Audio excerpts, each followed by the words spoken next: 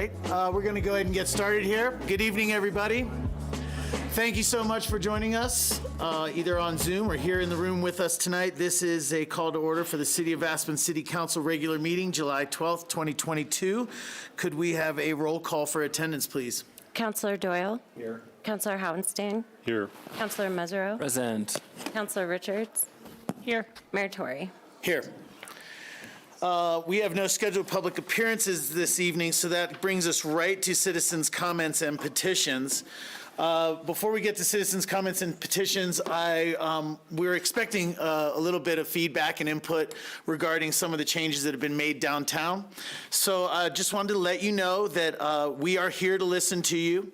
I just want to read you a little bit about the project goals so that we're all just communicating on the same page. Project goals were to develop a holistic plan that incrementally improves safety and mobility in Aspen's downtown core by balancing priorities for all users. That's pedestrians, bikes, and cars.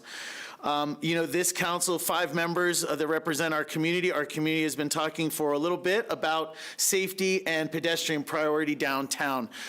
This project first came to us in about February 1st, 2021. We've had subsequent work sessions, multiple sessions of outreach, taken a lot of input. And then on February 15th, we made some decisions about implementing some of the recommendations that input garnered us. We are here, this is a living lab, which means it is an experiment and a trial. This council is open to the community's input. We want to know what you think, any improvements that you see that could be made. So I want you to know that we are listening. With that, we'll go ahead and start. Any citizens that wish to address council this evening? Kenny, come on up. And if you will, yep, center seat's great. They look like those mics are on. And if you'll just state your name for the record, sure, that would be great. We are Kenny and Robin Smith. We have a business in town by the name of Meridian Jewelers. We've been operating on the 500 block of Cooper Avenue for almost 20 years now. And we've been locals for longer than that, myself for since 1990. So thank you very much. We appreciate very much the opportunity to be able to speak before you tonight, to give some feedback on our sort of feelings on the living laboratory, and also the process that I was involved in sort of getting to this point. It's really nice to have an opportunity. Thank you very much. The process that happened it was clear to me that the city wanted to try to have a greater degree of outreach than maybe had been done in some previous processes along these lines, and I was happy to have been invited in to participate in the process and give feedback as the plan was taking shape. I know that a lot of business owners or users or people in the core said, we had no idea this was happening. I'm not sure what they look at or read. I'm not sure what everyone sees, but I was personally invited to a Zoom call and also to a meeting that was held not far from this room right here to it was supposedly to be to discuss it. So, I'm certainly all for safety in the core. We've been witnessing the way things function on that block for 20 years and have our own feelings about what might increase safety. We're certainly happy that pedestrians use the downtown core, and we feel strongly that people should be able to access the core by foot, on bikes, one wheels, scooters, whatever, and also by car. We really think that it's important that people can access and engage with the core businesses in the core and the core in general by automobile. So through the process, I said that. I was saying, look, I understand what you guys are wanting to do, but please don't eliminate parking spots. We hear on the front lines frustration of people that are on a road trip that are just moving through Aspen. Maybe they want to stop for lunch. It's hard to find a place to park, and that's a challenge for folks. We had heard that very, very much, but what we really weren't hearing on the front lines of 20 years there was, I feel terrified on a bicycle. Like, people would just use bicycles and would interact in the core. We weren't hearing that, but we were hearing a lot of the other side. So I spoke to these points in my opportunity with Pete Rice and others from city planning and said, I'm really concerned about the elimination of those spots. Can we find another way to do this? And the answer sort of was, thank you so much for your feedback. And what ended up being sort of feeling disingenuous was that, after giving that negative feedback to certain parts of the process, I would read in the paper the next week that, things are moving forward after careful engagement with the local business community, which made it seem like we were somehow on board with this idea, complacent or, in collaboration, but we weren't. And there was a meeting that was held very close to here where myself and members of CCLC and ACRA and other business owners went to actually be able to speak publicly like we're able to do right now, and very much had a desire to do that. And we were told at that meeting that was sponsored by, by planning, we were told, there's no public comment. You just can listen to what we're saying here, but you do not have an opportunity to just basically speak your mind on this. And maybe you'll have other opportunities to do that, but tonight's not the night. And quite honestly, that was the last meeting that I ever was invited to speak about it. And the plan went through very similar to the original plan, and, the painting crew were out there, and the parking spots were eliminated, and the thing starts to move forward. So I wanted to touch on the process that I thought it was somewhat disingenuous, and a lot of people feel like that they weren't invited to participate in the process at all. But anyway, I've already kind of stated our thesis that we want people to be able to engage with the core and enjoy the core any way they want to get there. I know that there may be some desire, and we had a great meeting with Skippy and with Tori, and Skippy mentioned that there's maybe a long-term desire to make the entire core be a pedestrian-only core. And of course, we'll have differences of opinions on whether that's the right course of action or not. But if there's a constant creep in eliminating parking from the core, we're seeing a lot of pain and negative feedback and frustration from that right now. So after the spots were repainted, it didn't take very long for people, and when I say people, I mean locals, visitors, tourists, people that have been coming to our business for years, to say, what's going on here? Why has this situation gotten so much worse? And I would explain what happened, but it was clear that they had discontent. So we started an informal petition. We basically printed up a sheet and said, a lot of people that come to Meridian, and one of the services we provide is just changing a watch battery. People are always coming in and out every day. There are lots of locals using that service that we provide. So we're getting a lot of feedback. And we said, if you're not happy with this, we want to try to provide the city with data about people who aren't happy, because we are on the front line. So we started a petition. And it's not a formal petition. It wasn't meant to overturn what was done. We know that that's a more deeper legal process. But we started to get signatures. And we did that for about a week.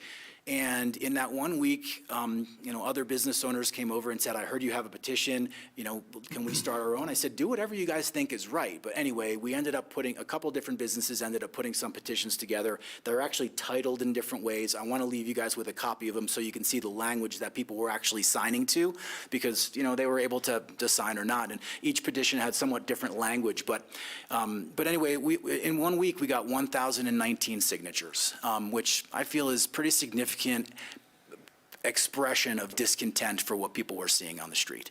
So I'd like to leave you, with those signatures, and they're unique signatures, and there are a lot of names that you guys will recognize on there, and it's a lot of people who primarily bike to the core or walk to the core. It just doesn't make sense to a lot of people what's been done there. I feel that. My father, for example, he can't walk many blocks or ride a bike to get to my business. He just doesn't have the health to do that. I feel like we keep kind of saying, if you're not able to walk or ride your bike into the core, you're not welcome. And is that really the message that we want to be putting across? Do we really want to be saying, welcome to Aspen, you can't park anywhere near here, go park somewhere very far away. When we had parking spots, we had the real estate to have some people park, not enough spots, but this has eliminated 44 spots from our block, maybe 40. Of course, I know that it's been stated that those were replaced by other spots, but those spots are certainly on the outskirts. Yeah. I just, we try to limit comments to get everybody a fair chance to speak. I have no idea how long I've been going. You're at 5 minutes. Okay. So Okay. if you might. I will certainly try to wrap things up. I quickly. appreciate it. Thank you. No, I appreciate it, Tori. We just think that it's creating a really bad energy in the core.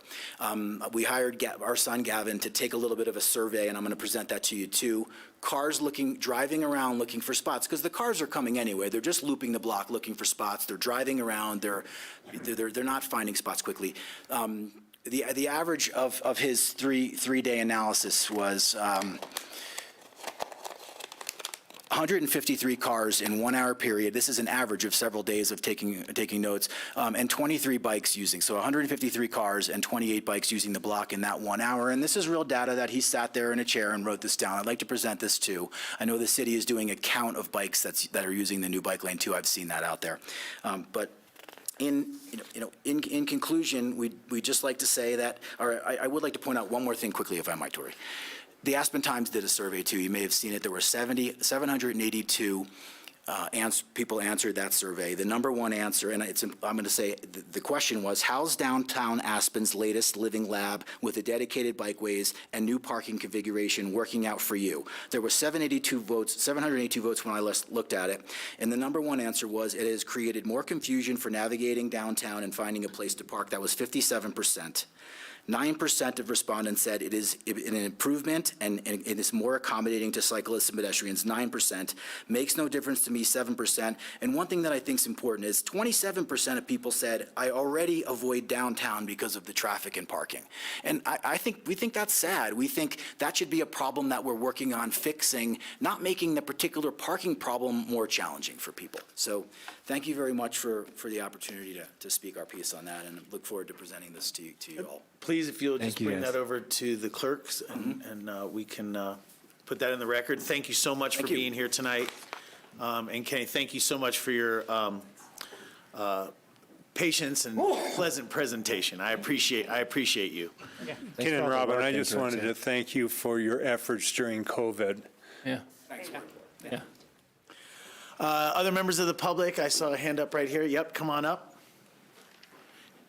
And if you'll introduce yourself for the record, please. We do try to limit comments to 3 minutes, so somewhere close to there if you don't mind. Yeah, I'll be shorter. Hi, my name is Pat. I'm a longtime local in Aspen. I moved here in the 80s. I own a small business and I work with several of the retail stores downtown. I was part of that Zoom meeting back in February or March, and I and one other gentleman, we were totally opposed to it, and not one person said, oh, hell yes, this is a great idea. The gentleman that was part of that meeting he lives in Mountain Valley. He frequently goes and visits a town somewhere on the East Coast. He said that town had a living lab, also installed after 1 year. Every single business along that living lab was out of business. Every single one. He was vehemently opposed, and also he said he lives in Mountain Valley. In the wintertime, he can't get a bus into town, and he can't walk. He was an elderly gentleman. So last weekend, on one day, I walked to downtown many of the stores, and I asked managers if they received communication. Store owners, most of them never received any communication at all whatsoever. And the other ones, they're like, well, we did, but we opposed it. So most people I talked to, they were totally opposed to it, and they did not agree with this.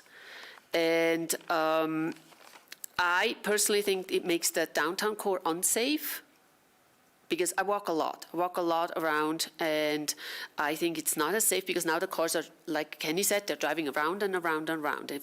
If your goal was to decrease emission, it's increased now. Because the cars are driving, because they just want to park. This is America. It's a driving nation.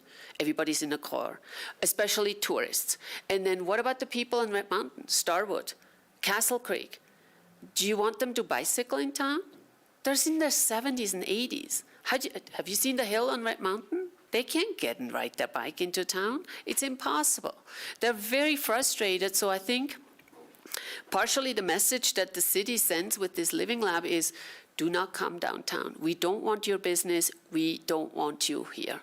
And I think that's very sad, because many of us locals, like myself, we started a business in this town, and we're working hard, and it's been hard the last 2 years.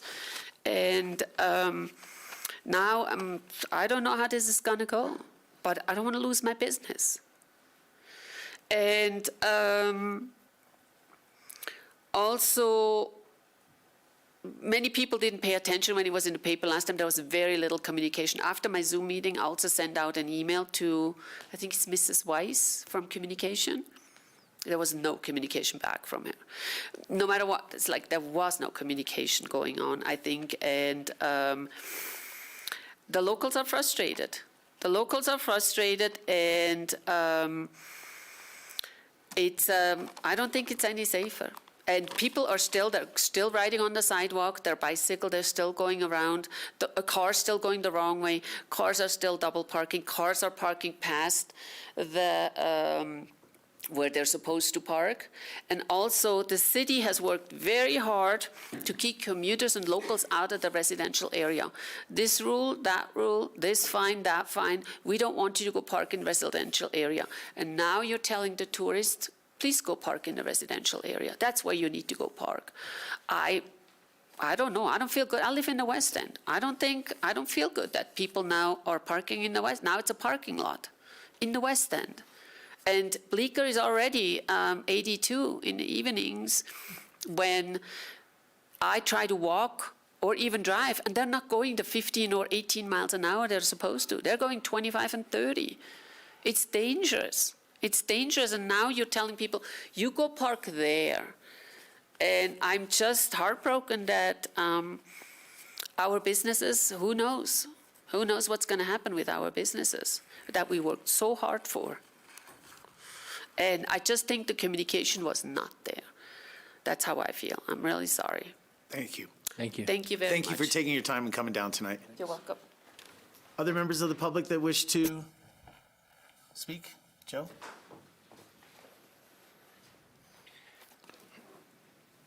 Good afternoon, council members.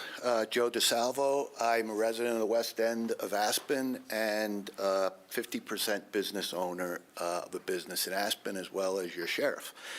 I am also an avid cyclist.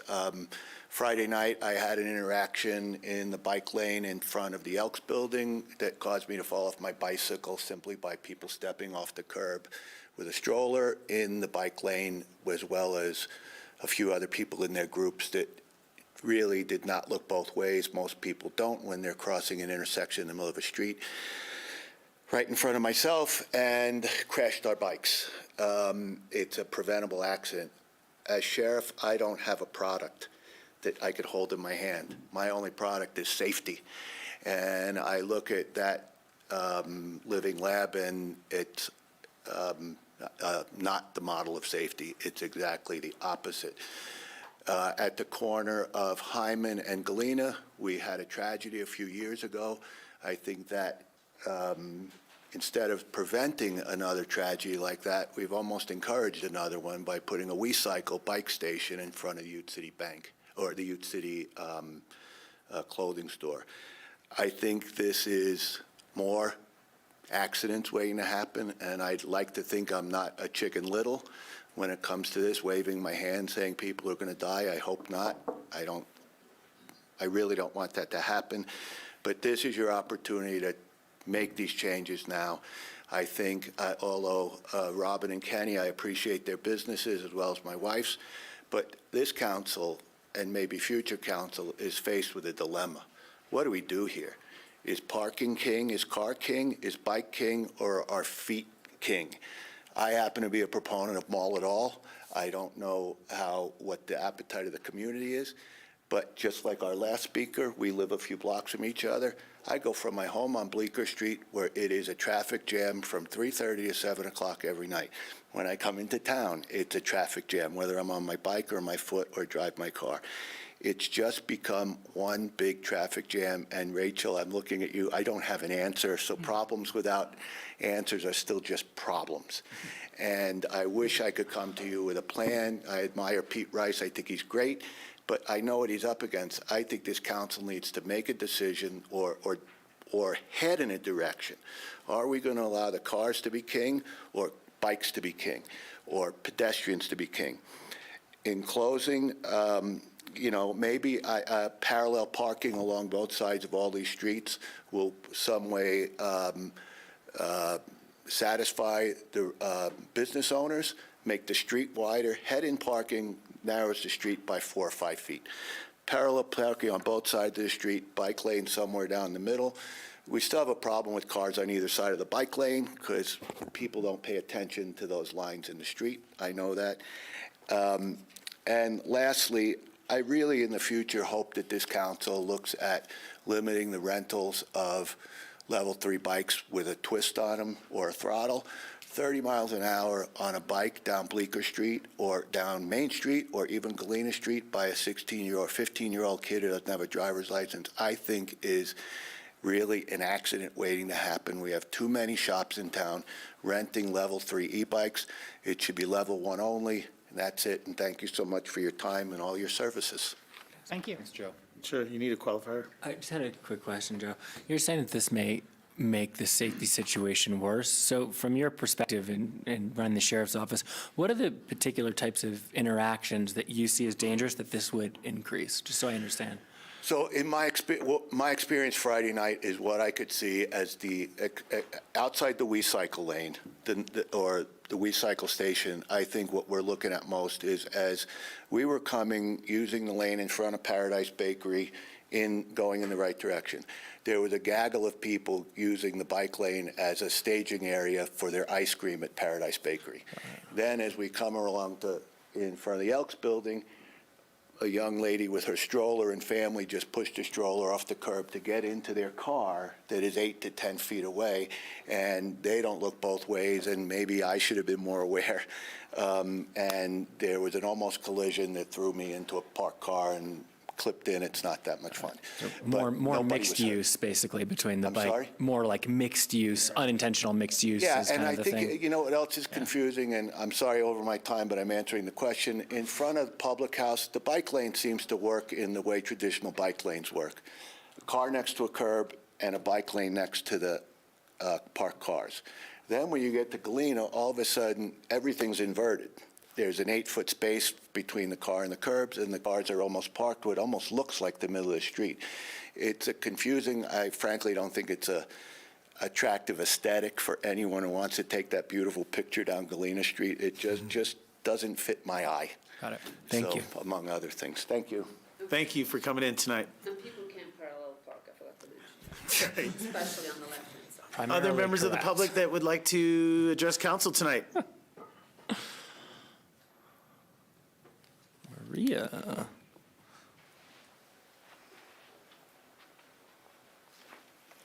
That's it on safety in the core. I'm surprised, but I think I've made some of my views known, so I won't talk about that. I'm here. My name is Maria Morrow. I've been a citizen of the Valley for about 25 years. I've lived and worked in this valley. I'm one of those people who has lived and worked here and bought a free market house. I had a house in Basalt, and I bought one in Cemetery Lane. I'm here to talk about the demo permit and how I feel that I've been singled out for damage, and I think it's entirely unfair, and I'm going to ask you to reconsider it.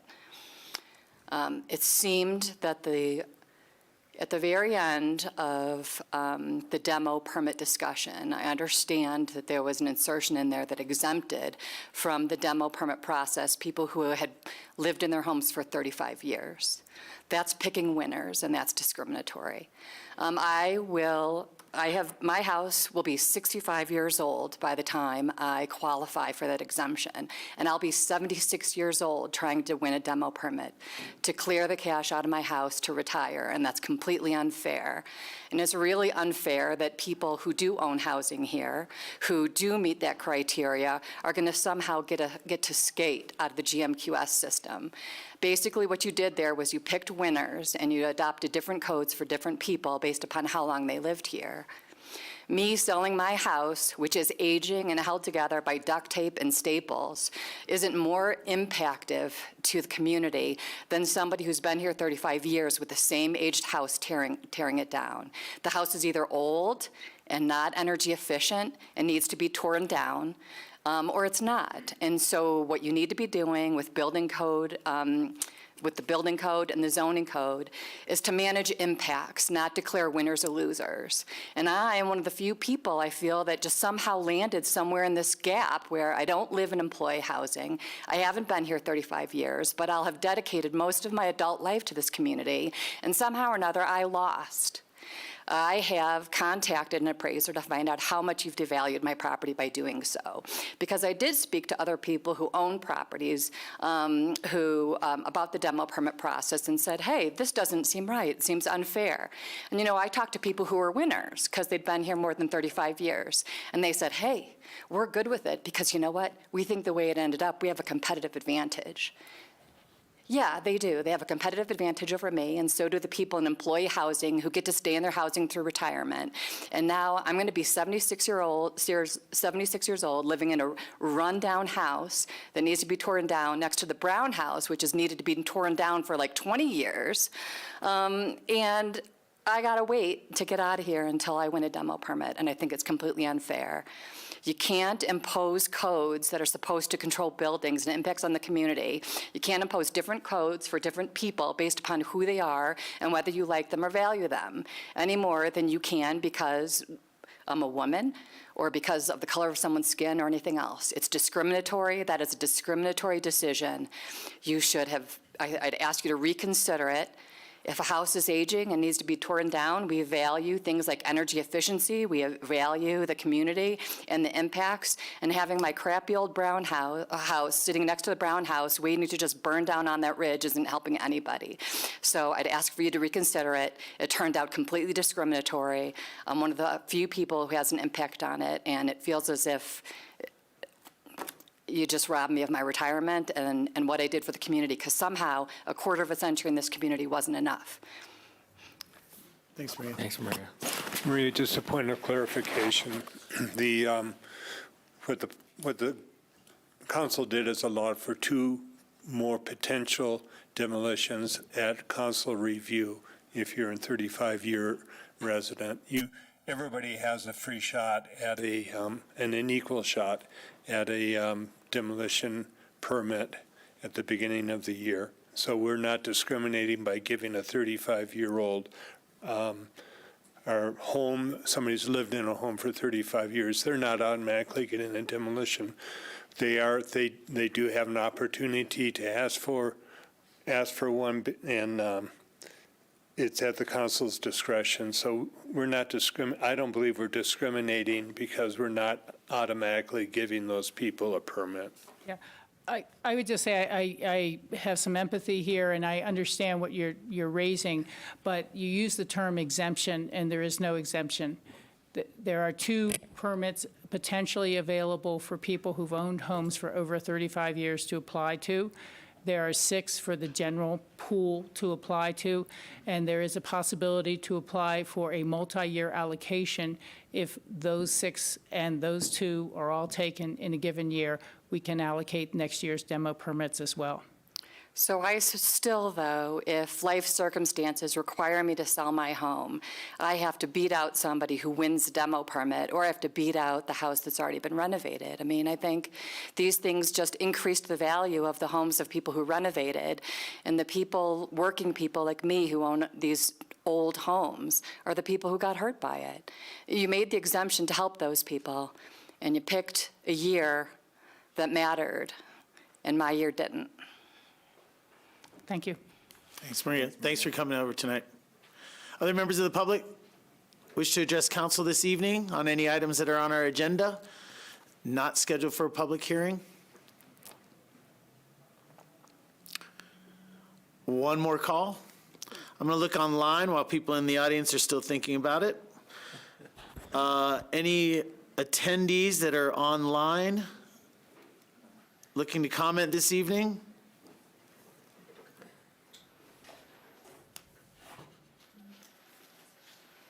And I'll look at the room one more time. Any members of the public that wish to comment tonight, come on up. Yep, come on up.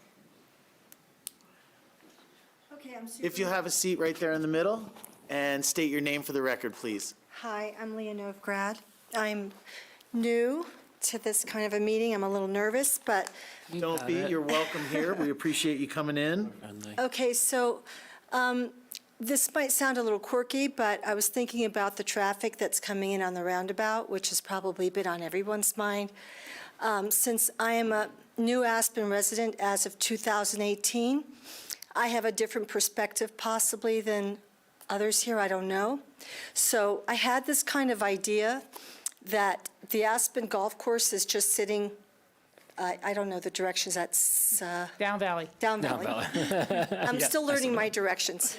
I don't know And I was looking at the golf carts, and I said to myself, wouldn't it be kind of a nice idea, if it's even possible to do it, to schedule people to pull into that driveway between the hours, say, of 8 or 9 to 4, and there'd be no cars coming into town. They could get golf carts and leave their cars there. And they could be done like, just towards alleviating the parking, and so all the trucks and delivery trucks and all those good things could come into town because it's necessary. But just for people who are wandering to town to have a nice day or shop or something like that, they could get into a golf cart and drive themselves in, and that would alleviate parking and traffic congestion, I believe. Maybe I'm, a little wishful, but I thought that would cut down on fumes and parking and congestion and. At some point, all of this will weave together into a beautiful tapestry. That's right. Well, it's just an idea, and it's just from looking outside and from living in other places that have had traffic problems, and just to see how they've alleviated it and trying to figure out how it would be a good way to alleviate here. Rare that in the entrance conversation we hear an entirely novel twist on it, so I appreciate it. I think it's probably just like from outer space, but it's just an idea, and like it. sometimes you just throw something new out there, and it could be managed a different way, but just an idea. Okay, that's all. Thank you so much. Thank you. Thanks for Thank coming you. over tonight. Thank you. One more call for citizen comments this evening. Seeing none, I'll close that portion of our agenda and move forward to special orders of the day for council members and mayor's comments. Council members, this evening. Thank you all for coming. Thank you. John? Yeah, I just want to say I'm thankful that the monsoon has returned, as other places around the world are undergoing severe drought, even right here in the United States. So keep the rains coming. Thanks.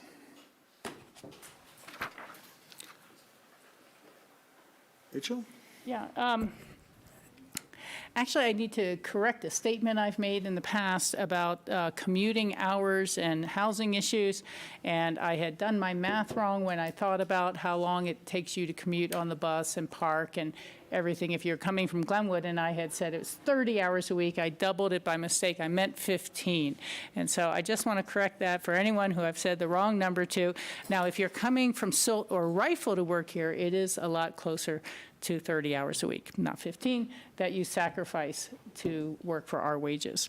That is kind of all, other than I, like other women in the country and families and men, feel very strongly about what has happened with our Supreme Court and reversing the reproductive rights and choices that women can make. I think that this is something that seems outside of council naturally, and seems outside of the county commissioners, and maybe it goes up to our state reps, and then maybe it goes up to our federal reps, but the effects are felt on the ground with the citizens in this community, and the people in this community have had their options limited, and who've had their educational opportunities limited, and are now being potentially forced to give birth at a point in time in which they've chosen not to. Or to go through with a very dangerous pregnancy when their doctor has told them that it's a non-viable fetus at about 5 months, but we can't do anything until a heartbeat stops. And this has gotten very, very serious. I've looked on the Gutenheimer website, and last year may have been more of a banner year with the COVID and things like this, but averaged about 77,000 women a month having an abortion across the country, choosing to do so. And so this decision is going to be affecting roughly 70,000 families a month going forward who are no longer able to seek the care that they would like to have. Some of the scariest things are people saying, well, how many more people does that mean are going to move to Colorado when we don't already have the water or the housing for the ones left? But this is just really upsetting. And when you think about the entire changes it will make to a person's life, maybe dropping out of school, maybe not continuing their education, already having a family that's in poverty, and knowing you're just adding another child to that situation is something a lot of people choose not to do. So this is a local issue, even though it's been decided at a national level.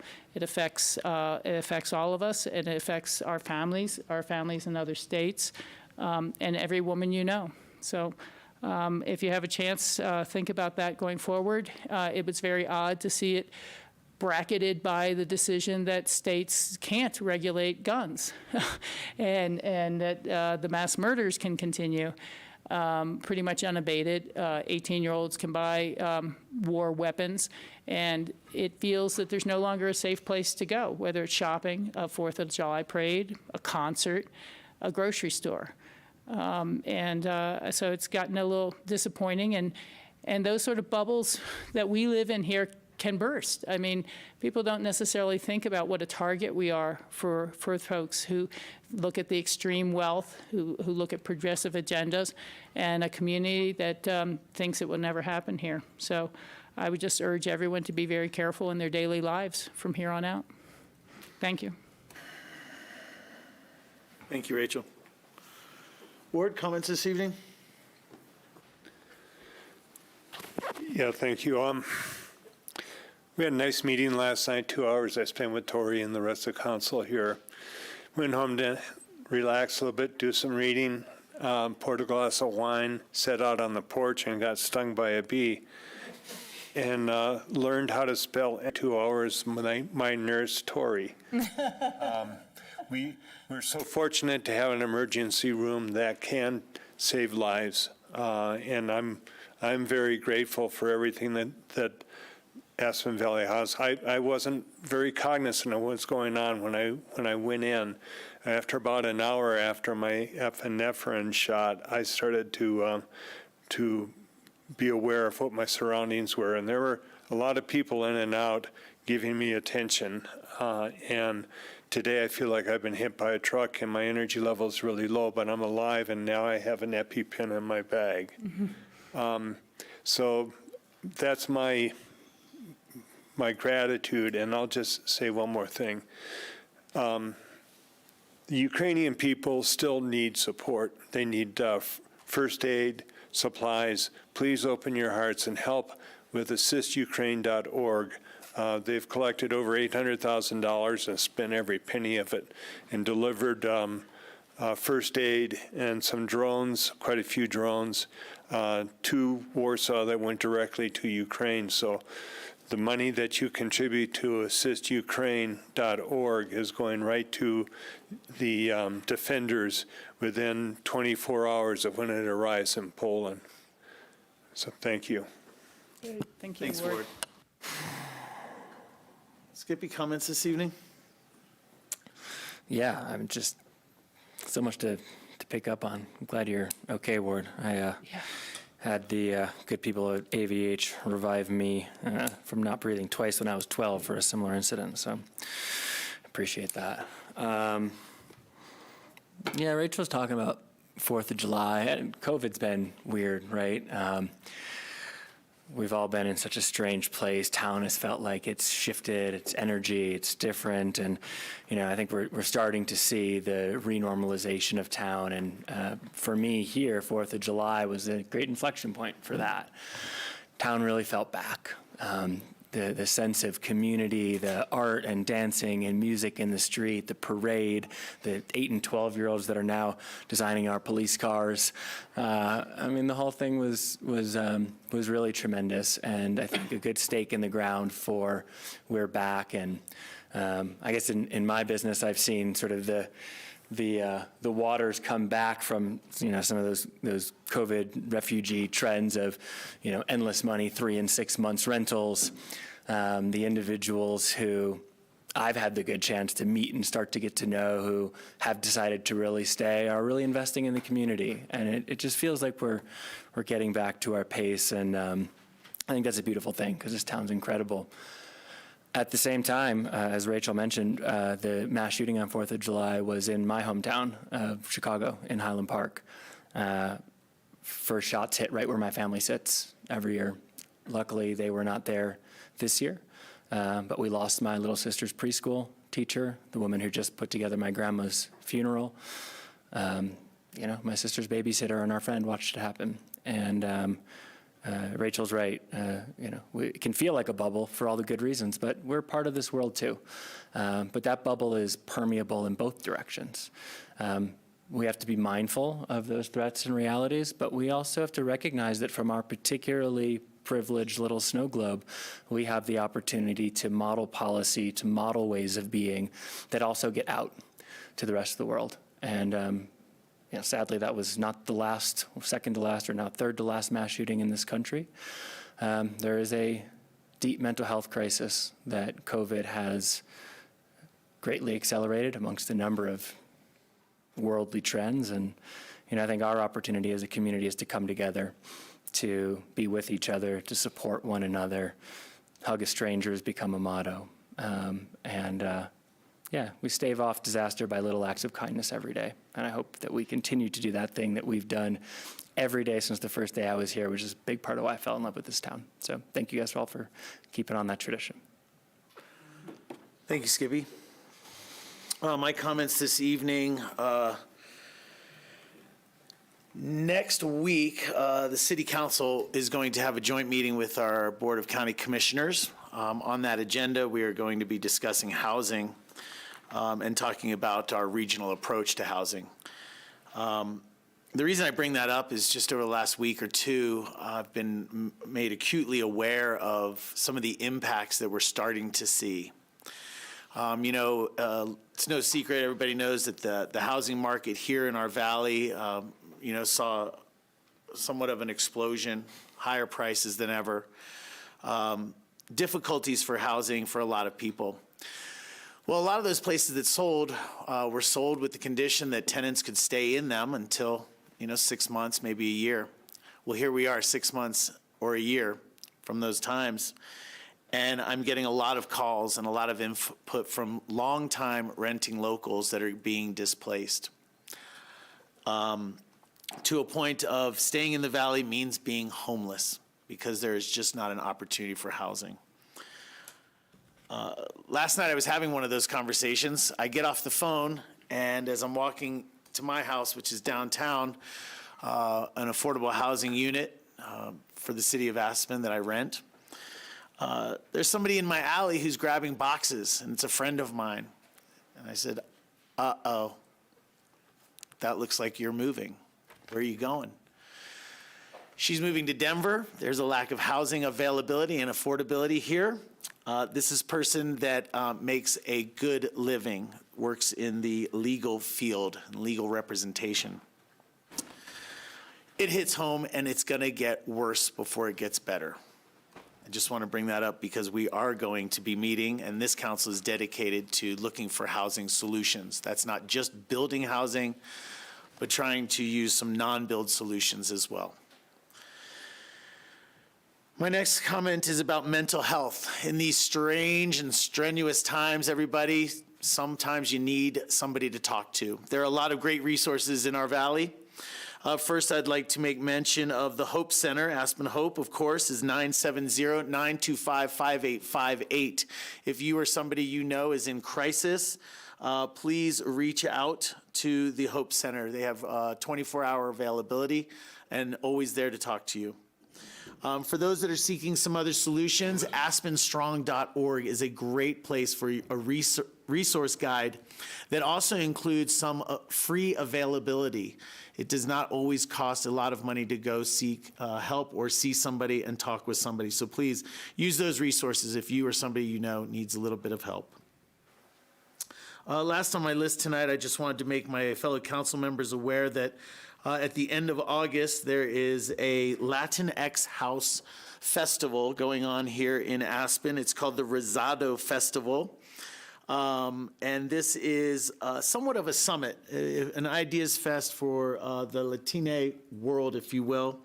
I have lent myself my energies as a host and a coordinator, and I just wanted my fellow council members to be aware that I will be doing that on my own behalf, but obviously as the mayor, I will represent you as well, and I want to make sure that everybody is comfortable with that. You don't have to answer that this evening. I'll get information to you, but just to let you know.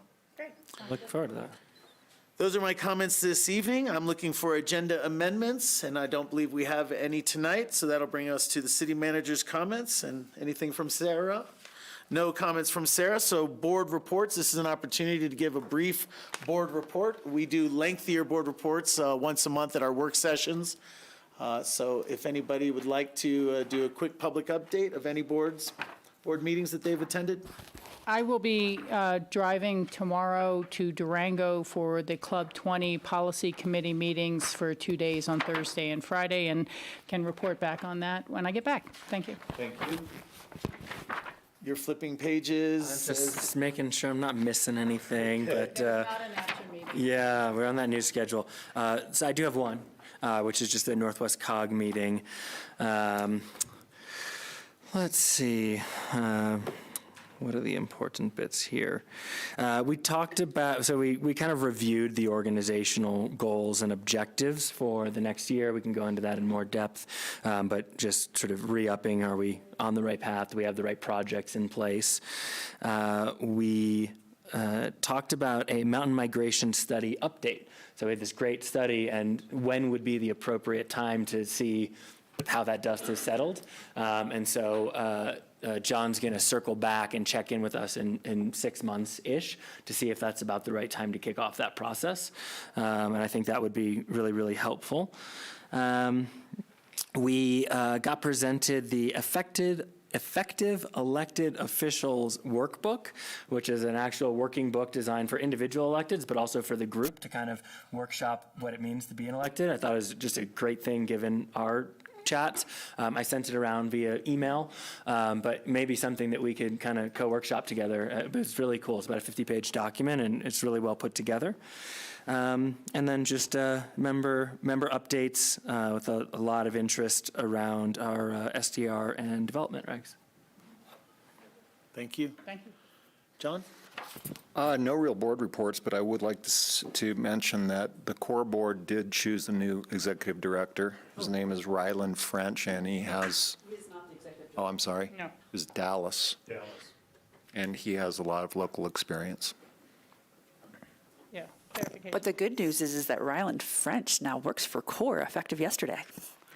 So those of you that know him, that he has, he started out in the Environmental Climate Action Office here, went and helped SkiCo with many of their facilities, and now has taken on a management and leadership role at CORE effective yesterday, and will be assisting the new executive director, Dallas, when Dallas starts August 11th. 11th? Okay, I couldn't remember the exact date. So a lot of new energy at CORE. They're great names. It sounds like a movie set. Rather than Dallas. Yeah. Thanks, John. Very good. Ward, anything from you this evening? No, Thank you. Ward, I serve as our voting member on RAFTA, and Ward is our alternate, and we will be meeting this Thursday. Great. I'm looking at Dan Blankenship. All right, let's move on to our consent calendar. Our consent calendar this evening consists of Resolution 78. This is a contract with revision for replacement of the HomeTrek customer portal. Resolution 81, which is a contract with Raftelis Financial Consultants for utilities, water, and electric rate study and plan. Resolution 82, approval of professional services agreement with Harry Teague Architects for the red brick. Resolution 86, a draft memorandum of understanding regarding Roaring Fork Transportation Authority's 2023 to 2028 regional bike share services. Resolution 87, Rio Grande Parking Garage Fire Sprinkler System Replacement Contract Approval. Resolution number 88, Go EV, the city resolution. Resolution 89, entrance to Aspen Public Education and Communication Services Contract. Resolution 91, Maroon Creek Gorge Trail Rehabilitation Contract, and the draft minutes of June 28th, 2022. Are there any items that council members wish to pull for discussion? I'd like some comments on 78 and 82. 78 is the HomeTrek customer portal, and 82 is the Harry Teague Architects contract. Any other items? I would pull number 89 just briefly for comments. Which one's 89? 89 is the entrance to Aspen, Public Education and Communication Services. I am going to pull 81, but just for a brief comment from Tyler. And any others? Seeing none. Let's just go ahead and start with resolution, Can I make a motion to pass the other ones? if you'd like. Okay. I was going to say, I would make a motion to approve resolution number 78. 78 is one we're going to pull. Oh, that's one you're going to pull? Okay, I'm sorry. I thought it was 81, 82, and You've got 89. 86, Actually, you 87, might- 88, and 91, and the minutes. You might want to just Wait. have the discussions, because I'm not too sure all of them will. Okay, that's fine. warrant a I'll separate hold off. motion. We'll discuss them all. Okay? Thank you. Thank you. Resolution 78, then, this is the HomeTrek customer portal. Do we have a representative from the city, perhaps? Matthew Gillen? Diane. Miss Diane? Hey, guys. Thank you. Diane Foster and Matthew Gillen. Thank you very much. Ward, did you have specific questions here?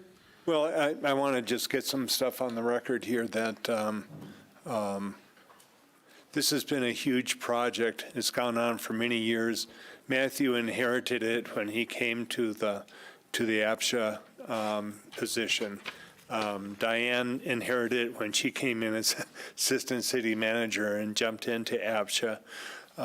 It's a project that took all of the Excel spreadsheets and individual sheets of paper, and Cindy Christensen was instrumental in this, and has computerized all of this in a Salesforce database. And now what this does is it's a front end. It's to make it easier for the public to operate. It doesn't really change the back end under Salesforce, but so all the data evidently has been put in. But the reason I just wanted to bring it forward is that this has been a really expensive project. I programmed for a while to try to, this is back before the internet.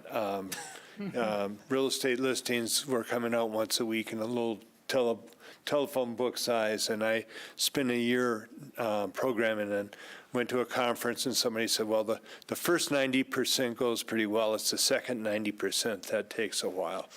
And that's about what it is. You get something up and running, and then you're finding out that there are little glitches or there are little improvements, and that's what this contract is for.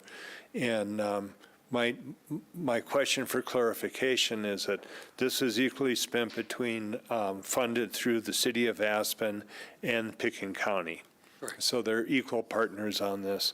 And Diane or Matthew, if you could just comment on the savings that we're getting, some of the savings on the Salesforce ongoing licensing, and comment on what the ongoing expenses are for the new front end, so that we have licensing and support that's is on an annual basis. And I just want the public to be aware of all of that. Excuse me. Thank you very much. Yes.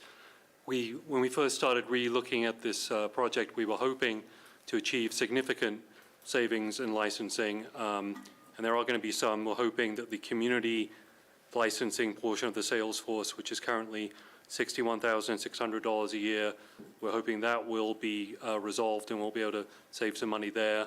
The money is equally shared between the city and the county. It's already appropriated money, so we're not asking for new money in this regard.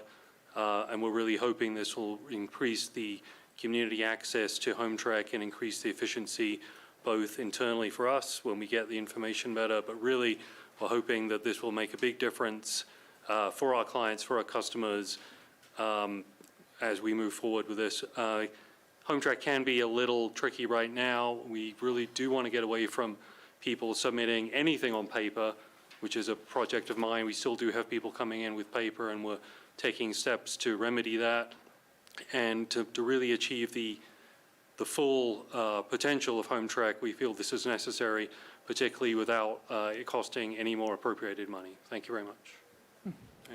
Thank you. Yeah, Skippy? No, finish up, man.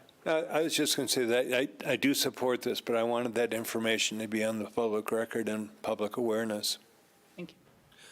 I have a handful of questions. Just to clarify what you just said, so I understand the financial piece. Am I correct in understanding that there's a $60K annual cost currently that after this work is completed, we will no longer be bearing? Correct. Got it. And the 323,000 or whatever it is that the total number or is that our half? That's the total. That's the total. Thank you. That's the total, so. Yeah, to clarify, this is not an appropriations request, so all of the financing was already approved in the adoption of APSHA's budget when City Council took that action this past December. So this is a change of vendors, is all this request is for this evening. Yeah, no, I understand. I guess I was, when I first read through the packet and saw it, it's a big number, and I'm hugely supportive of HomeTrek. I mean, it's been transformational for the organization in so many ways, and I see the benefit on the front and back end of it, right? Because at the APSHA board, we see the back end, we see all the data coming in, we understand it. On the front end, as a citizen, I'm on it every week. It's my Saturday ritual, right? Putting in bids.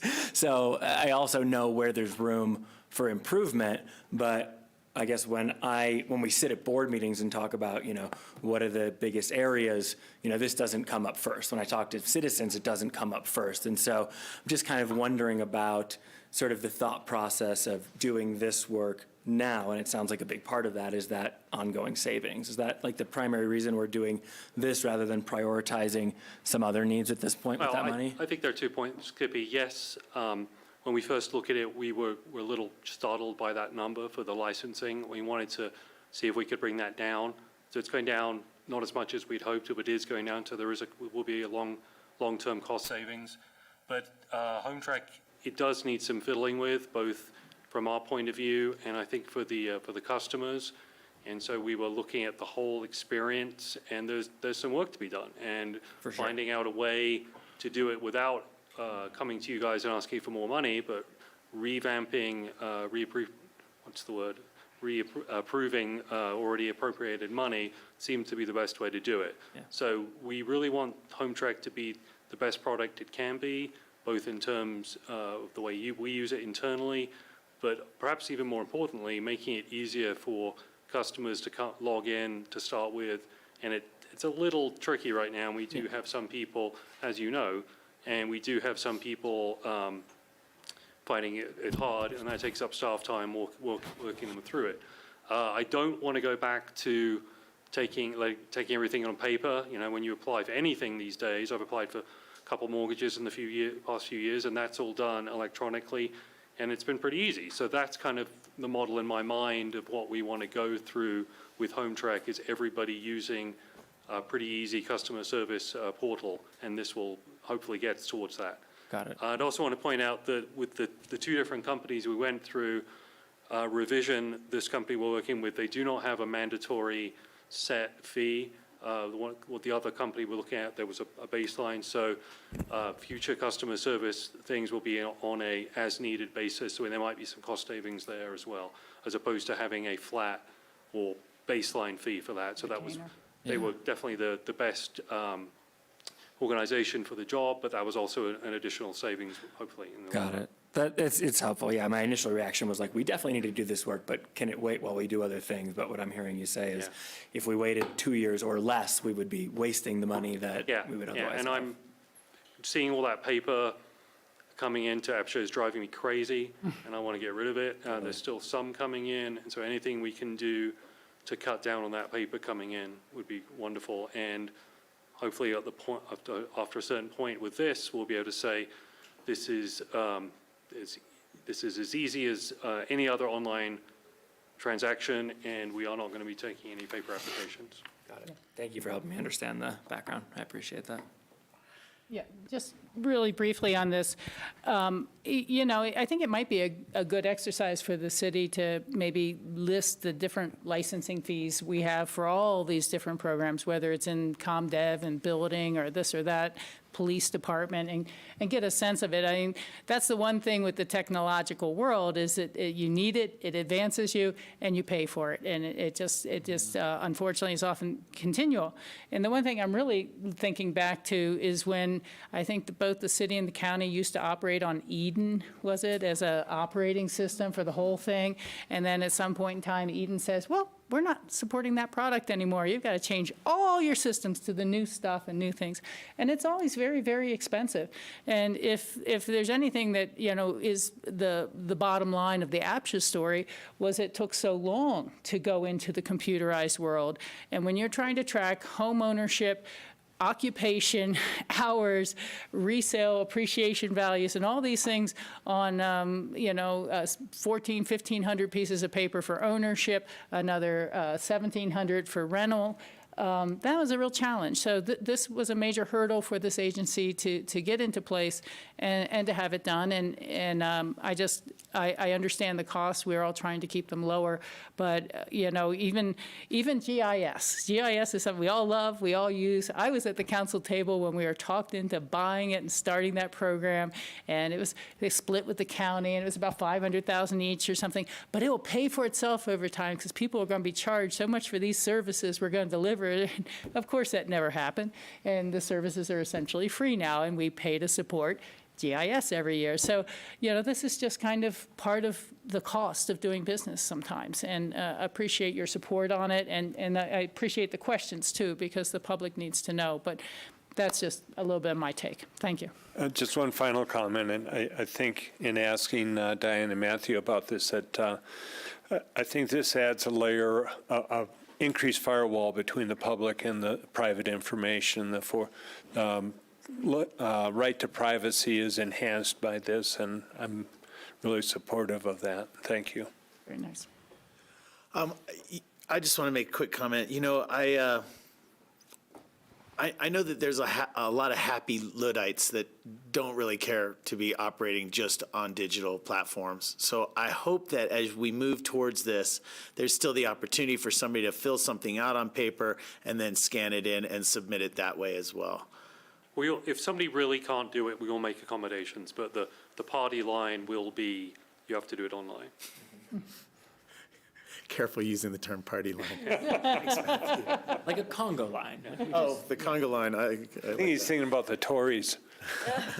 Any other comments here on Resolution 78? No. Okay. Thank you guys very much. Thank you. Thanks. Next item is 81. This is the contract for utilities, water, and electric rate study plan. I just wanted Tyler to come up and speak for a moment on actually this, which is the City of Aspen Drinking Water Quality Report. I think it's just important information for our community to know. So if there's a brief summary that you could share with our community about how we scored for our drinking water. Sure. Thanks for joining us. Thank you, Tori. Thank you, Council. Just like to take this opportunity to, as Tori said, share our consumer confidence report. It's an annual report that the water utility produces for the community and our customers. That report was shared on June's customer bill, as well as the city's website, and customers can find all past years of that report there as well. Really what this is it's a report card for our water utility. It's a summary of our annual testing for the potable water system. It really summarizes what we test for: microbial, inorganic, pesticides, herbicides, radioactive, organic, chemical contaminants within our water, and it gives a series of tables that says how we come out as a utility. Really, the big takeaway for our customers is that Aspen's very lucky to have the source water that we do. This, coupled with our treatment efforts, really create a remarkable potable water product for our community that people should be safe and thankful to have available to them. If there are any questions from the community or customers, we are happy to answer those. People can reach out to the Water Department's main line, 920-5110 or wateradmin@aspen.gov. And we're happy to answer any questions people might have about that resource. Tyler, do you do drinking water tests for people on request? We do. If somebody has a concern in their home or business, our staff will go out and evaluate their water. Because our main water sources that are our intakes, very high quality drinking water, but on individual properties, there still could be issues with individual pipe workings or other items, so. Correct, yeah, and we do both monthly and annual testing throughout our system to take kind of a snapshot to hopefully ensure that people's individual water quality is the same thing that we're putting out from the plant. Obviously, individual plumbing can differ, and so, yeah, we're happy to provide that service to give our community peace of mind. I so appreciate you giving the community a summary there. This is also timely, as there was a recent story about one of our mountain neighbors, Frisco, in the town of Frisco, having a contaminated water source that they were trying to still resolve and figure out. So thank you so much for this. Any other questions? Thanks, Tyler. Yeah, I just wanted to reiterate Tyler's comments about our water supply.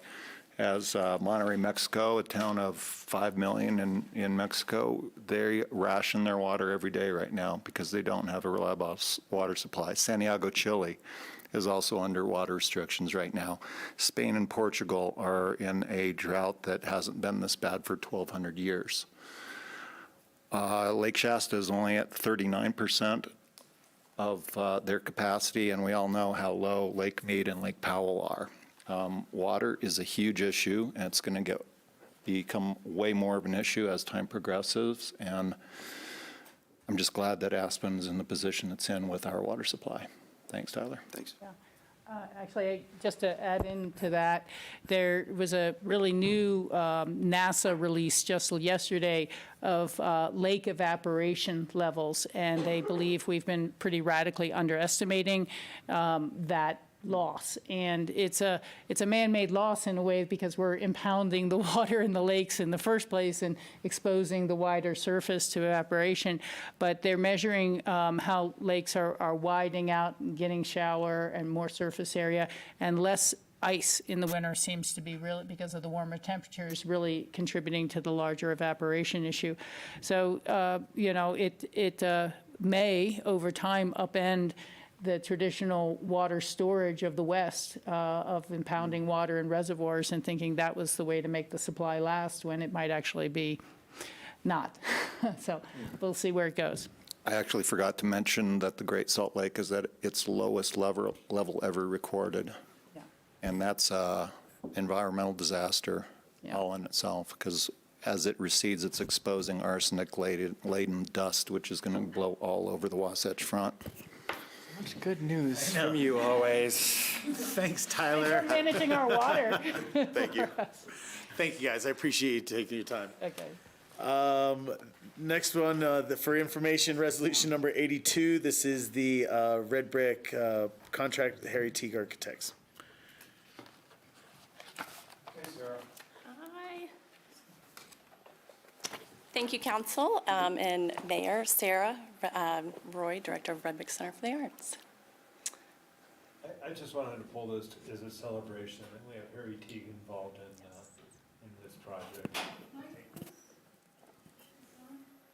That's Ward. I will repeat this so everybody can hear it. I'm just celebrating that we have Harry Teague involved in some of the city stuff, and was at the music festival the other night and look around at the tent and Harris Music Hall and the campus, the school campus, music campus. Those are all Harry Teague, and I'm just celebrating. That's the only reason I want to pull it out, is just to celebrate Harry Teague. Well, I'm so glad you feel that way, because we felt that same way. We put out a formal RFP process. We had 2 applicants. We conducted interviews, and he was chosen, yes, obviously for his past record in working with similar kind of arts organizations, local facilities like you've spoken, but also his fee, really the price point came back, and it was very competitive because I think he uses materials creatively, but then his passion, I think, for the red brick particular also came through in that interview process. So, yeah. As someone who led the Red Brick campaign to save the Arts Center, Harry was a key player. He was very active back then, and we can't forget the Anderson Arts Ranch campus. That's right. So a lot of arts involvement. Thank you. I worked in one of those buildings. Okay. Thank you. Thank you. Great, Thanks, thank you. Sarah. Next item for discussion, resolution number 89, entrance to Aspen Public Education and Communication Services contract. Rachel? Yeah, thank you, and I appreciate the opportunity to comment for a moment. It's interesting, we heard comments today about traffic during our public comments. It's not unusual, and this is a little more of a comment than questions for you guys, but you don't have to leave yet. Maybe something will come up. No, we actually did a site visit out on the West End today, and we're able to, which we all have individually, but perhaps as a group, observe the traffic going through the West End.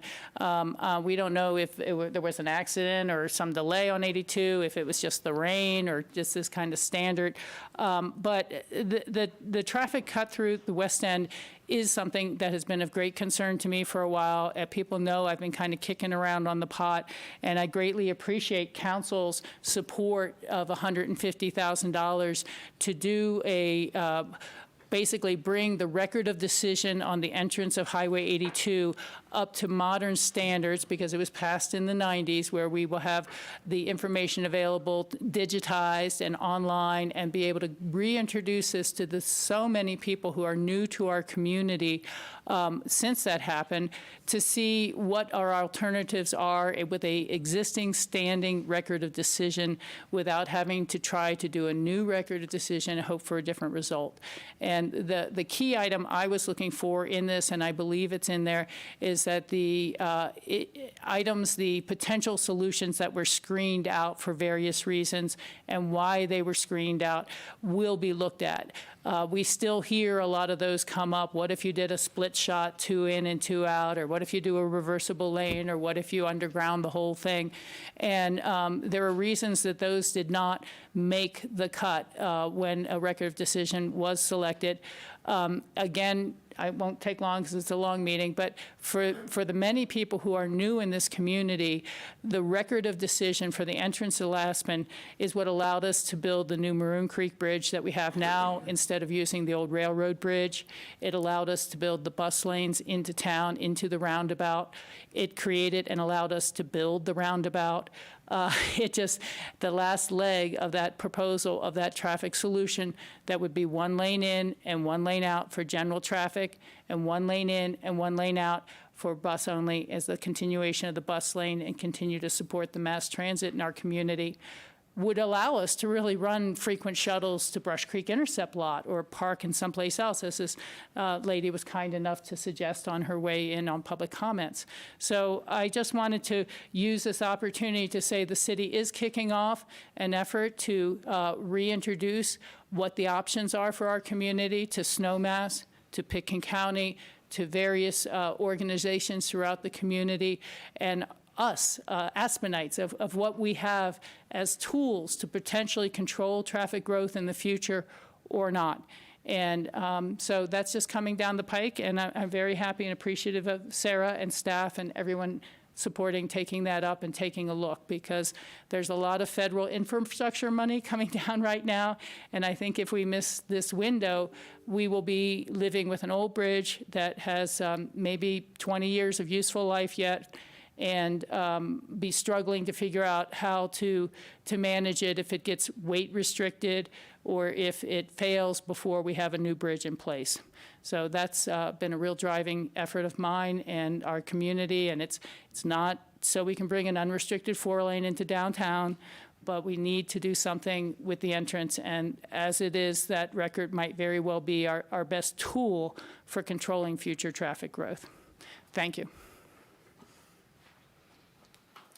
Yeah, really just for council, as much as anything, so you guys know how I'm thinking about this, which has, been consistent, right? It's my belief that the entrance to Aspen, the record of decision, as the end in and of itself will be a very expensive failure. But the record of decision, the entrance to Aspen, as a means to an end of empowering the transformation, as Joe said, mall it all, reclaiming scarce square footage in our downtown cores for local affordable business, for community interaction, for park space, safety, and maybe we have some electric golf carts, I think is a winner. I was disappointed that this discussion moving forward is narrow and just focused on the record. And as long as the majority of council is supportive of that conversation, I believe it is my and our responsibility to have shared information, everyone on the same page, and the best information coming back to us as possible. So in service of that, making responsible decisions, I will support this, and I will continue to nudge us in the direction of thinking of this more holistically as I do so. Thank you. Is there a motion for the consent calendar this evening? I'll make a motion to approve the consent calendar. Thank you. I've got a motion and a second. Any further discussion? Thank you all. Thank you. Thanks. Further discussion. Go EV is happening, and that's great. If anyone in the room isn't familiar, that's our commitment to going 100% electric for our entire fleet by 2050, bringing it in line with our other big climate goals, and that's something really to celebrate. It's big, real big. Thank you. Could we have a roll call vote for the consent calendar, please? Councillor Doyle? Yes. Councillor Howenstein? Yes. Councillor Mazzaro? Yes. Councillor Richards? Yes. Mayor Tory? Yes. That'll bring us down to notice of call-ups. First one is HPC approval for 204 South Galena.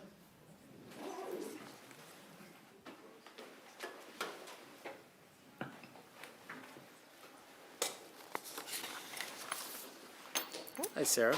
Hello. Thank you. You're our third Sarah this evening. I know, I noticed But first in our hearts at this moment. We have quite a few in this valley for sure. For the record, Sarah Yoon, Historic Preservation Planner for the City of Aspen. The first item that I have for you today, notice of call-up for the property address 204 South Galena Street.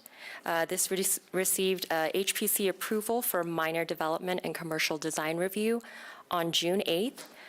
Just a little bit of background, this is a non-contributing building. It is in the historic district. That is why it was reviewed by the Historic Preservation Commission.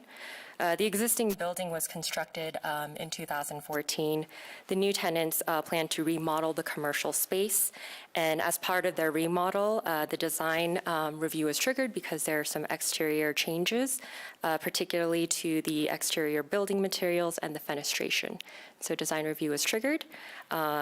This went to HPC. They reviewed it for design compliance, and they did find that it was compliant with the few conditions that were listed in the HPC resolution, particularly related to the exterior cladding material. They did want that to be restudied. And so there was a staff and monitor review condition that was added on to the historic preservation resolution. The applicant has, since the review, been in contact and communication with the staff to look at different cladding materials, and as of now, we do have a different cladding material selected. HPC did give the approval on June 8th under resolution number 10, and as staff, we do recommend that the HPC decision be upheld for this particular project. Happy to take any questions related to the project, if you guys have anything. Questions? Just a comment. I think this is the only building that's been completed by this developer. I think that's correct. The bank. Oh, you're right. Yeah, you're right. The Bank of Ward. My question here is, there's two commercial spaces being into one. Correct.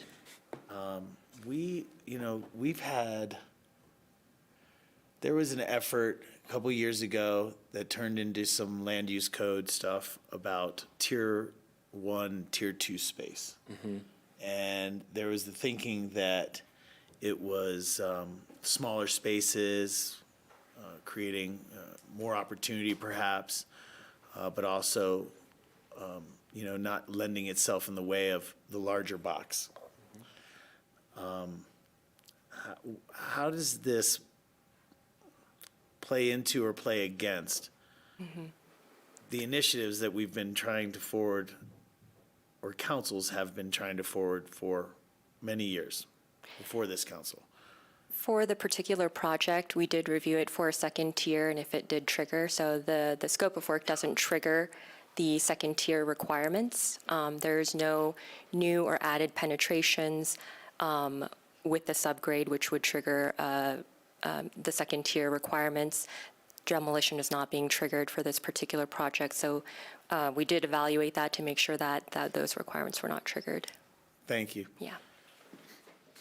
But in context of the conversation, if it's not tier 1, tier 2, and fit into that category, I don't know. Is this just something that maybe council should visit if this is a concern at all?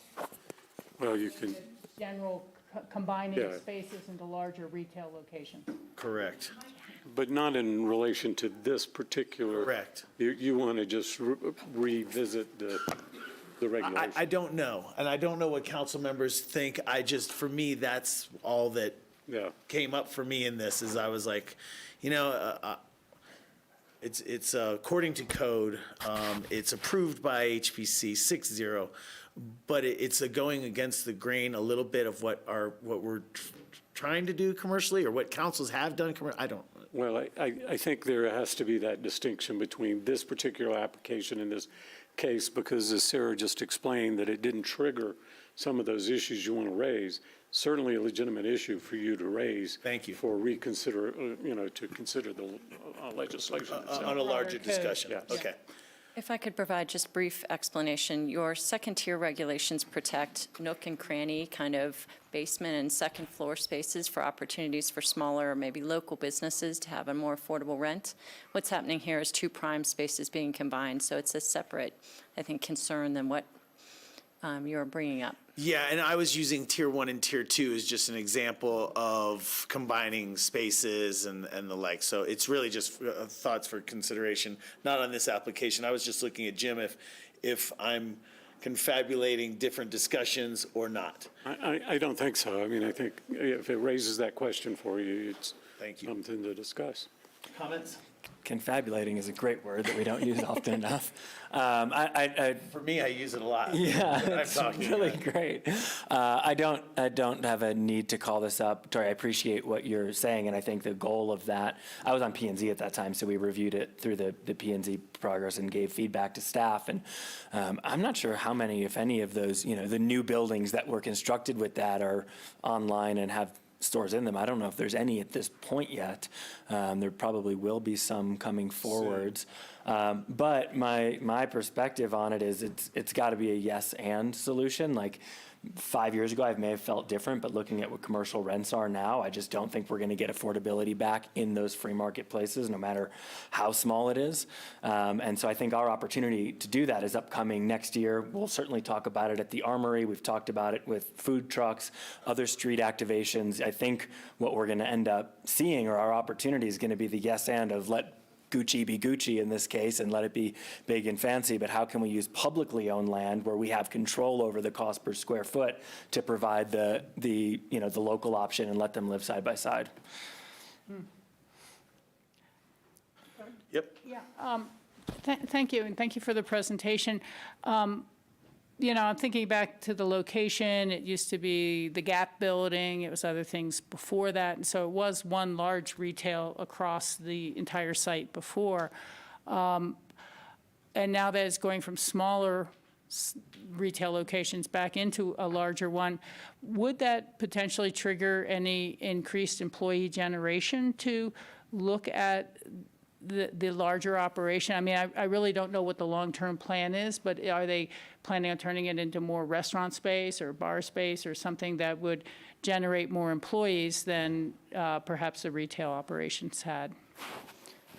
We look at net leasable space on the ground floor as generating a certain set number of employees per square feet. for any commercial use that's allowed. So we don't decide whether it's going to be restaurant or retail. There's a standard mitigation. So we don't see any increase here. There's no affordable housing requirement based on this project. Thank you. Thank you. I don't see any Reason to call up? motion for call-up, so we can go to the next item. Great. So the next item that is before you today for the notice of call-up is 624 East Cooper Avenue, also known as the Metzaluna Restaurant Space.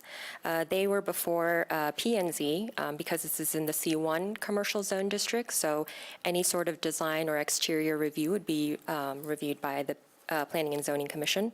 It was reviewed on July 12th for commercial design review. As mentioned, Metzaluna, this restaurant, 624 East Cooper, is located in the C1 Zone District, which is a district, according to our guidelines, which is, there's an emphasis on pedestrian walkability, a balance of mixed and traditional modern architecture, so we have kind of a mix of commercial activity. The approved outdoor structure is a permanent porch-like structure that is a covering that is over the existing outdoor dining space that the restaurant has utilized over the summer years. This permanent structure does allow them to utilize this on a year-round basis.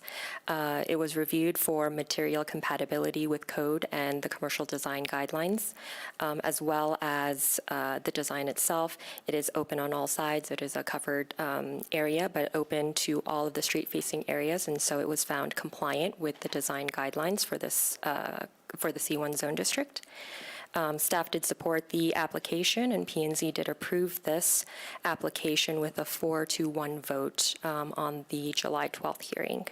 And staff also recommends City Council uphold P&Z's decision. Rachel? Can you tell us what were the objections or feelings of the person who voted against the proposal? Yes.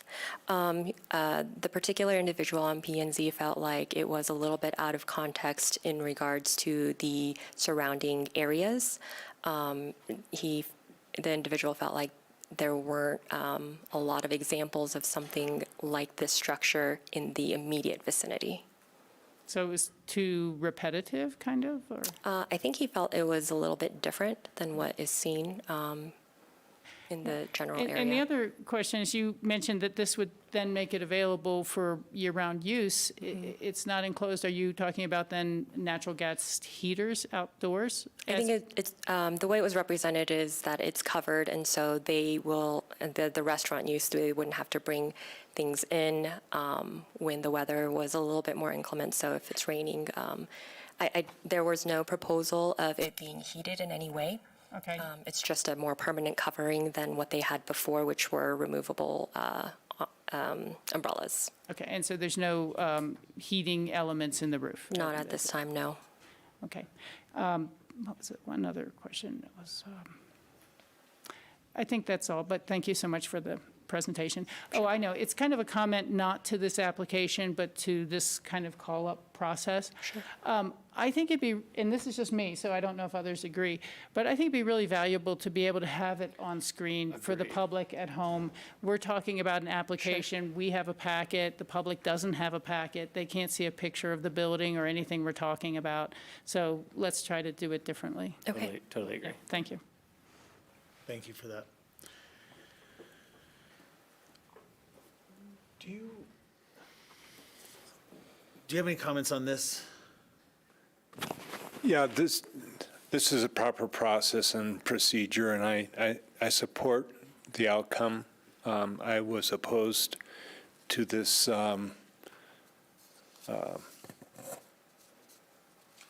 previously just because the protocols were wrong, so I approve of this. Thank you. I'm seeing no desire for call-up on this item. Okay. Thank you so much. All right. Thank you, sir. Thank you. Thank you. Sarah. Ward, would you, should we take a 5-minute? All right. I'm going to use the restroom in either case, so. Yeah, I am too. All right. I'm going to call for a 5-minute recess here, guys. They can stop. We will, set up. yeah, you guys can come on up. We're on to our next item. This will bring us to our public hearing, ordinance number 12. And we'll get set up and let's just take a moment. Drink some water.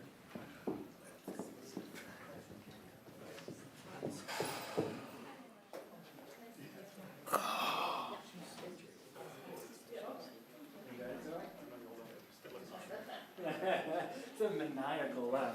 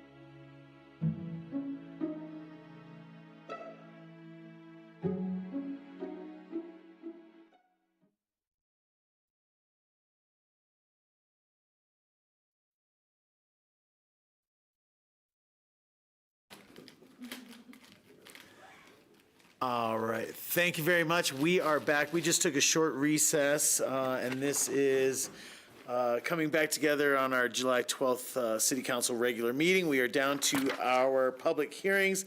This is a public hearing about ordinance number 12949, West Smuggler, Aspen Modern Voluntary Landmark Designation. And we've got Amy Simon to introduce. Hi, Amy Simon, Planning Director. I'm here with Mitch Haas and Derek Scalco, representing the owners of the property, Chris and Cindy Vandemore, who you met at the site visit that we did at 4 o'clock today. So I just want to briefly say, before Mitch and Derek take over showing you the graphics for the project, that this, in my mind, is some 25 years in the making. I didn't really expect this was ever going to happen. You all know that we have kind of two aspects of our historic preservation program. One we call Aspen Victorian, which is all of the buildings that were built in Aspen from 1880 to 1893 that are still standing are designated historic, and that happened starting in the 70s with or without owner's consent. Not much attention was paid to the modern preservation of Aspen's history, Aspen's architectural history, until around the year 2000. When we really wanted to recognize that we feel that history so strongly in every day that we live here in Aspen, and there wasn't much being done to prevent redevelopment. We did some surveying, identifying places of interest and merit, and certainly 949 West Smuggler was at the top of the list. This may be one of the first buildings built in Aspen after 50 years of no development. From the end of the silver mining era to the beginning of the ski era, there really was no reason to build anything. It was a very economically depressed period in Aspen's history. But for whatever reason, the Vandemore family of Sterling, Colorado, thought that having a home in Aspen was appealing in 1946 and came here and built this house and have owned it ever since. It is really an amazing picture of our history, a step back in time truly, as you saw at the site today, beautifully preserved and cared for. And after a lot of discussion about how to deal with preservation of buildings of this era, we have a voluntary system as opposed to the mandatory designation of Victorians. This is a voluntary system. When we first raised the idea of designating this property historic with some of Chris's family members, they were not interested. So I'm very grateful that they're here tonight and they understand that we work together on these projects, that we try to come up with a solution that is good for everyone and keeps a building like this in the community. So Mitch and Derek will walk you through what the proposal is, but as a voluntary designation, this is a negotiation. It's a give and take process. The applicant identifies what is needed for them to participate and keep this building standing for the community. So Mitch and Derek will summarize, and then I'm happy to answer questions or go through the ordinance to help you make your decision. All right. Well, good evening. I'm Mitch Haas, Haas Land Planning. This is Derek Scalco of One Friday Design Collaborative, and you've met our clients, Cindy and Chris Vandemore, sitting right behind us. I don't know that I'm yet enabled to share my screen somehow. I didn't receive that link. So all I've got is the ability to watch and raise my hand right now. Okay, let's hope my email's quick.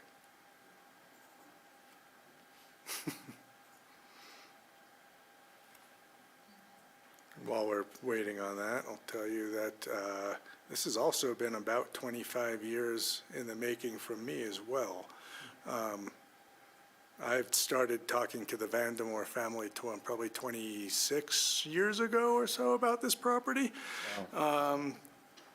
Really for many years trying to convince them not to be too afraid of historic preservation. And hopefully reaching a point where we finally have with the other half of the family that was unwilling to take part in this process, no longer in the picture, we're able to do this and bring forward a proposal that, we're really proud of and really feel good about. Mitch, can I ask you for your email, please? That's Mitch at hlpaspen.com. Okay. Thank you. Mitch, while we're waiting, why is telemarking stupid? No. That's funny. I knew one of you would notice that. I need to know. I've been telemarking for 25 years, and I'm one of the few holdouts that still does it, and a friend showed me the sticker, and I thought it was hilarious. I think telemarking is very cool, so I'm glad that that's the answer. Yes, it's a sarcastic. Good. Okay, I feel better now. Got a great telemarketing joke for you later. Yes, Why- Derek why also should is we one wait of for the a week and a holdouts. half? Skip, you know what AT stands for? I'm going to find out. Aging telemarker. I think I've heard it stands for already telemarked. That's what's been moved to. Okay, some skiers are going up the gondola, and Where is the Have you seen it, email? Mitch? the telemarker notices a guy with randonnée skis, and he goes, randonnée, French for can't telemark. And that guy turns around and goes, telemark, Norwegian for wait for me. It's good. It's good. I don't know, it's not popping up unless, hopefully you didn't go to my crazy junk filter that doesn't let anyone through. Saw it on my phone. Is it a link or something I could type in?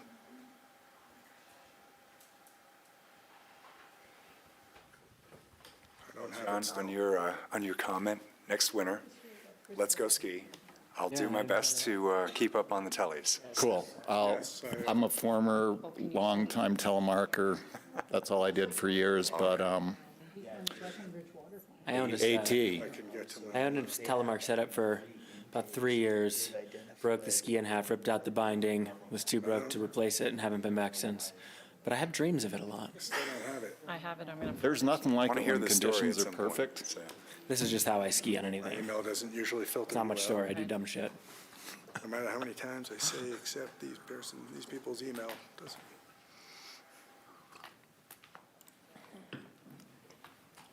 Technology is I would great really like to until get a it telly isn't. set up again. It's really fun. There's Makes you a not, way better skier. there's nothing like it. Oh, it's so fun. Yes. When things are perfect, there's really. Do you know what my first ever Overzealous telemark email run? filter. Rarely perfect is the problem.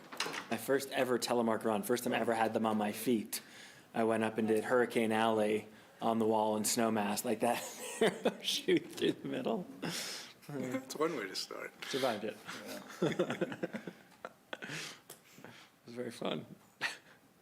Landing switch on those things was very challenging. Really challenging. A lot of face plants.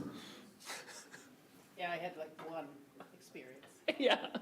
Could it be in here? Oh, there we go, in the junk filter, of course. Okay. He's gonna take me up Smuggler Mountain, and in the springtime, we went up the road, but it was springtime, so it was very icy. It was just all ice. What am I doing here? And to try to telemark down that. Accept. all ice. Okay, then And we and go. it was, yeah, it was humped over and part was wet and dry. Yeah, this isn't happening. It's like a skier cross course with a death drop. I don't think I'd want to ski that in powder conditions. I know, I mean, it was not the best choice of introductory. For butt bombs, what do they call those things you sit on? Oh, the little. Zifflebobs. Yeah, we call them butt bombs. Hopefully it will get rid of the Yeah, the previous big one. plastic round thing. Hey, there we are, There we okay. are. Sorry about that. No problem. Fun. This is a full bomb. Got to tell some jokes. Great. Could go screen share, yes, do Have any that, TV worthy jokes? down that. Ooh. This down. And put this to the full screen. Why does Peter Pan always fly? Why? Gosh. He never lands. It's good. It's town appropriate too. Ward is so jealous right now. He's dying. Look at him. All right, is that your screen? Yes, that All is. right, Thank you for bearing with me. no problem. I've been coming before city council long enough that now I need to wear glasses when I do these things, so. Sign of maturity. And I made sure to get them that make me look even older. Brilliant. All right, so for those of you who may not be deeply familiar with the Aspen Modern Program, it's essentially a negotiated approval process through which preservation benefits and incentives that aren't the ones typically identified in the code become available to an applicant. And the applicable sections of the code take on a different flexibility than is normally the case. So today, I'm going to present to you a little bit of background about the property and the applicant, Chris and Cindy, and about the reasons behind the application itself. And then I'll describe a little about the existing conditions without getting into too much detail. You've been there, you've seen the property, and some brief closing remarks. I'll try to keep it succinct.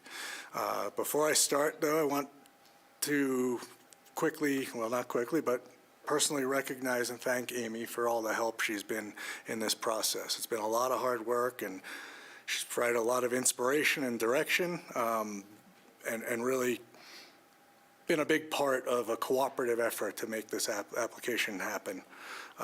And it was a much different proposal when we first started talking about it than what's before you tonight. And I believe it's gotten better with each change. All right, so a little bit on the background. You've heard that back in the 1940s, just after the end of World War II, Herbert Robbins, or H.R. Vandemore, and his son Herb Vandemore came to Aspen, where together with his son, they built the 3-bedroom, 2-bath home and a little house, which is now what we call that chicken coop in the back, on West Smuggler Street. And they built it with the idea of welcoming generations of their families into Aspen for decades and having a place in the mountains. HR brought the entire family to the home on weekends, over holidays, and for various getaways throughout the years. Herb eventually had children of his own, Corey, Craig, and Chris. They were raised between farming in northeastern Colorado and enjoying nature here in Aspen. Chris, who's your applicant tonight, is now 65 years old. He's spent every single Christmas holiday of his entire life here in Aspen, except in 2016, the year his father passed. The same is true of Chris's daughters, Isabel and Phoebe, Herb's only 2 grandchildren, and the 4th generation of Vandemores to cherish this property. Herb adored his grandchildren and always used to say that any day skiing with them on Aspen Mountain was the best day ever. For the Vandemores, keeping and maintaining this property has not always been easy. There have been increases in property values and growing resort tourist economy that's brought tax burdens and pressure on them to sell throughout the years. Led to the family selling a small portion of their former property on the other side of Smuggler Street many years ago. That helped for a little while with lightening the pressures, but didn't provide a permanent fix. The latest challenge was the internal pressure from the secondary married-in family members to sell the property. That pressure grew to an uncomfortable degree and divided the family, turned into a long and emotional legal battle that eventually ended in a binding arbitration agreement that forced the lot split that was done, 2 years ago, that created lots 1 and 2 of the Vandemore Hill lot split, which we see, that would be the plat. I got too many things on here I can't reach. How do I minimize that so I can get to, all right, maybe I need to do this. That way I can blow things up, okay. Here we go. Maybe. Everything's different on the laptop. Okay, well, this was an attempt to show you what the lot split looks like. Okay. I'm getting there, okay. Too big. There we go. So almost there. Too many. I got too many zooms open, I think. There we go. Okay. So the red is our property. The green is the piece that the Hill family kept and has since sold off. So the Vandemores gave the Hills the larger portion of the property, 39,000 plus square feet, lot 1, and kept only the 18,000 square foot lot 2, even though the Vandemores owned the majority stake in the property. The Hills weren't willing to consider any kind of plan that would legally protect the chalet residents, and instead they forced the lot split, sold their lot, and received the cash out that they desired.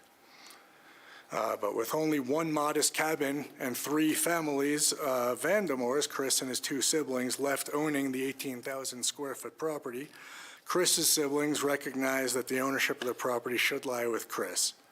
Having the only Vandemore grandchildren, Chris had too strong of an emotional connection to the property and Aspen itself to walk away from both of these. So despite the large windfall he would have gained by selling, he's agreed to embark on this process as a means of trying to keep the property in the family. So Chris committed to undertake a huge financial burden that was necessary to pay his siblings fair market value to keep his legacy property in his family.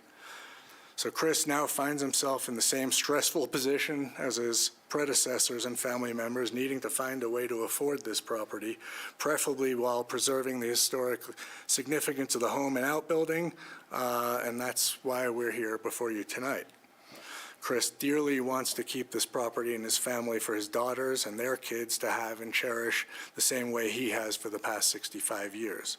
He also wants to keep his 75-year family legacy alive as part of the Aspen community. It's hard to fathom just how deep the emotional ties are to the property that the family has known and loved for their entire lives. It's the place of their dearest childhood and family memories, and the place for future memories and hopefully best days ever to be created into the future. Unfortunately, we're in a position where if our application's not successful, the reality may very well force Chris to sell the property to a highest bidder who we all know is not likely to keep the historic 75-year-old structure that his father built. So we're hoping to find the solution, and it's been a lot of hard work, and we think we've gotten there, hopefully. I don't think I need to go too much over the existing conditions. You just walked it, but this is a survey of the property, 18,000 square feet. You saw the chalet sits off to the western side. The remaining portion on the east is vacant. There's the little outbuilding that sits right behind it today, and another outbuilding that sits in the corner of the property at the alley on 8th Street. I believe I could skip through these slides, right? A couple little historic pictures that I think are fun to look at. Okay, so this was the house right after it was built in the late 40s, early 50s, with the car parked in front of it. Might have still been under construction at the time. This picture I think is great to see, if I can get it to not jump screens, because we will see a color picture of it modern, of the same angle. I like to point out in this picture, you see the trees off to the right-hand side of the house. It's about 8 feet tall at the time. That tree today, which we just saw out there, is probably 60 to 80 feet tall. Completely flanks the house, so it gives you an idea of how long and this property's been in this family. Exactly. He's not lost it. This picture here is, we just saw that black and white picture, but it's the same angle, same picture in the Aspen context papers. That's the picture that's in the context papers as the prime example of a chalet structure in Aspen.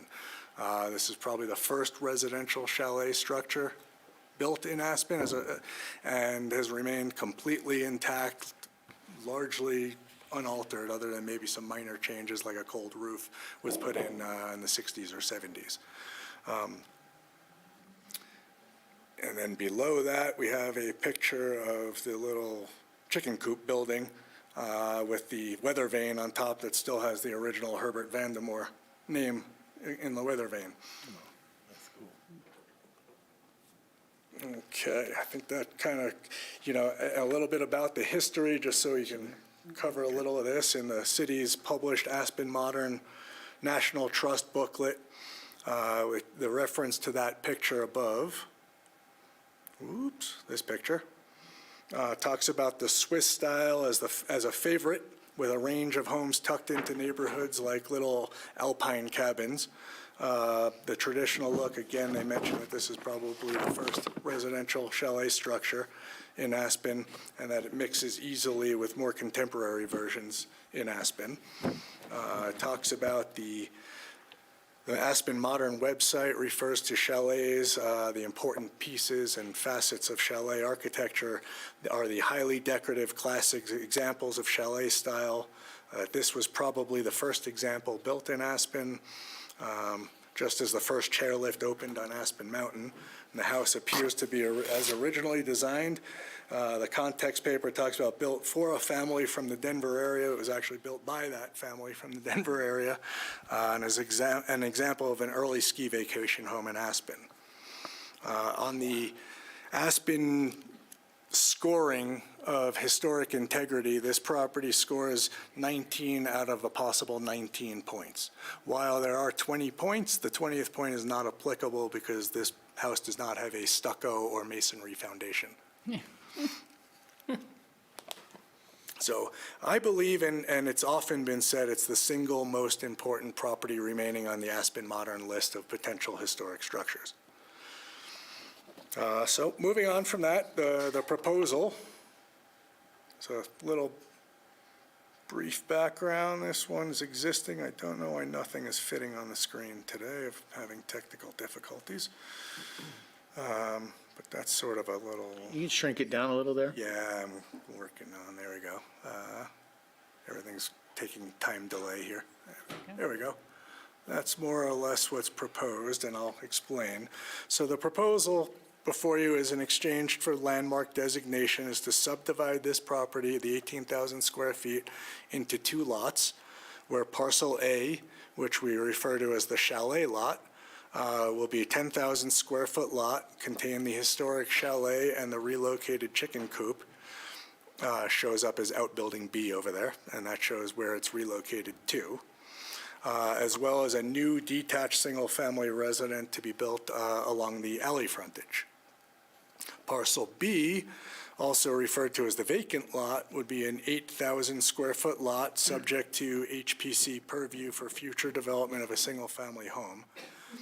And the existing storage building that sits right in the corner on the alley would be demolished.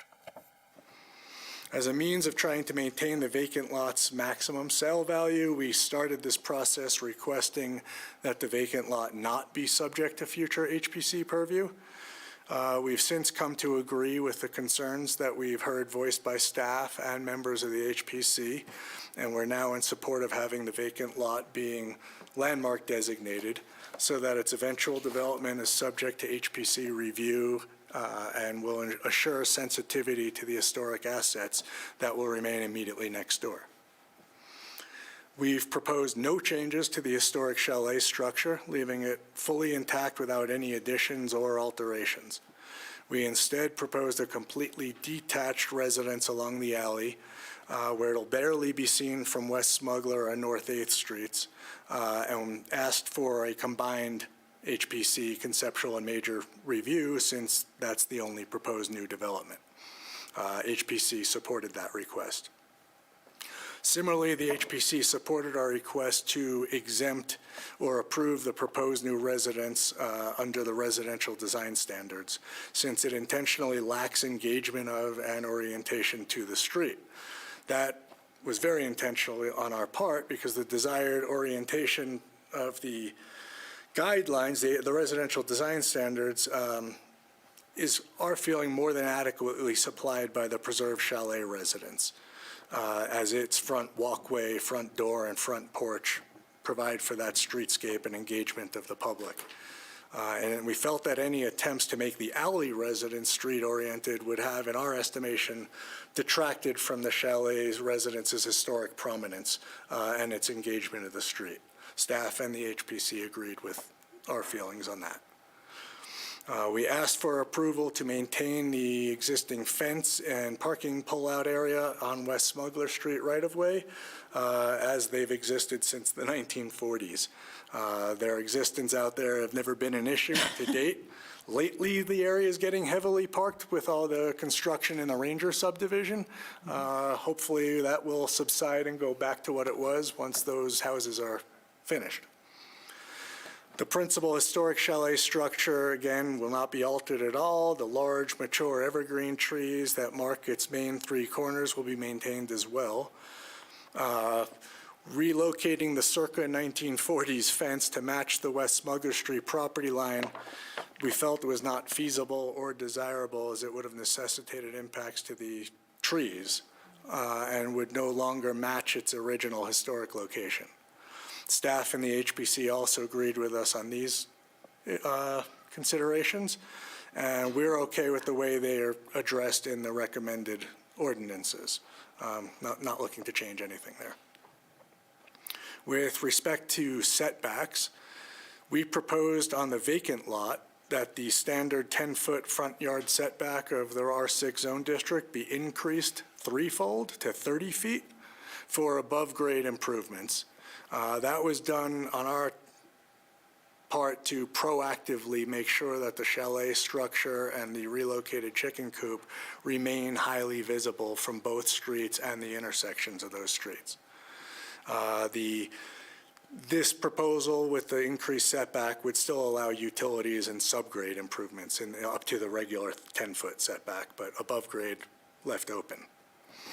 To accommodate this squeezing, if you will, of where development can happen on the property, we proposed that the east side yard setback be 5 feet, which is typical and as required, and that it is adjacent to 30 feet of unused right-of-way, vacant right-of-way. So the feeling of that setback should still be generous, and that we then asked to establish the combined side yard setbacks of the property at 15 feet instead of the standard 25 feet, because we're providing all that extra space in the front. So we didn't want to leave nowhere, very little left. Staff in the HPC supported that request as well, finding it reasonable and good for the preservation effort on the chalet. On the floor area front, the proposed vacant lot, being an 8,000 square foot lot in the R6 zone district, would normally allow 3,520 square feet of floor area for a single family residence. However, in another proactive attempt on our part to be sensitive to the important resources of the chalet lot, we volunteered that the vacant lot be limited to 3,240 square feet of floor area, or the same amount of floor area that would be allowed on a lot of only 6,000 square feet. With that, it's a 280 square foot reduction. We asked to please be issued a single TDR worth 250 square feet of floor area, while the other 30 square feet just gets forfeited. Again, that's been supported by Amy and staff and the HPC. The thoughts were there that these benefits, the increased setbacks, the reducing of allowable floor area would eliminate the potential to overwhelm the historic resources, which, as you saw, are small by today's standards. So the chalet lot, on the other hand, next door, moving on to that one, is proposed consistent in virtually all respects with R6 zoning dimensional requirements, including its floor area limitations. We did not request a floor area bonus from the HPC, and we've agreed and hereby withdraw the original request we had to be exempt from lot area reductions for steep slopes, simply accepting the reduced floor area that results from the slopes along the westerly property line. The current land use code in R6 zoning allows the proposed 10,000 square foot lot to be developed with 2 detached residential dwellings, which is what we've proposed, with a combined floor area of 4,125 square feet. That's after the slope reductions. And the total proposed floor area on that lot complies with that. And we've even counted the chicken coop in the floor area calculations, even though it's not habitable. The only chalet lot variations that we've requested from the zoning involve, one, the relocated chicken coop having a 5-foot east side yard setback where 10 feet would normally be required. That was largely to keep it out of the root system of that large tree. 2, to have a 5-foot rear yard setback variation to allow a light well that's modestly exceeds the minimum size to encroach into the otherwise required setback. And finally, a 5-foot rear yard setback variation to allow spaces above the garage, a small deck area, and below the garage under the same foundation to be used for laundry rooms. Typically, the garage can have 5 feet, but you can have nothing above or below it be occupied.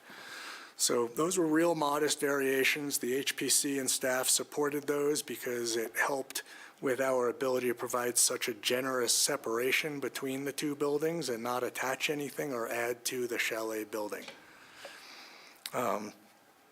Aside from those, All above-grade massing and scale conditions for the proposed alley residence comply with the R6 dimensional requirements.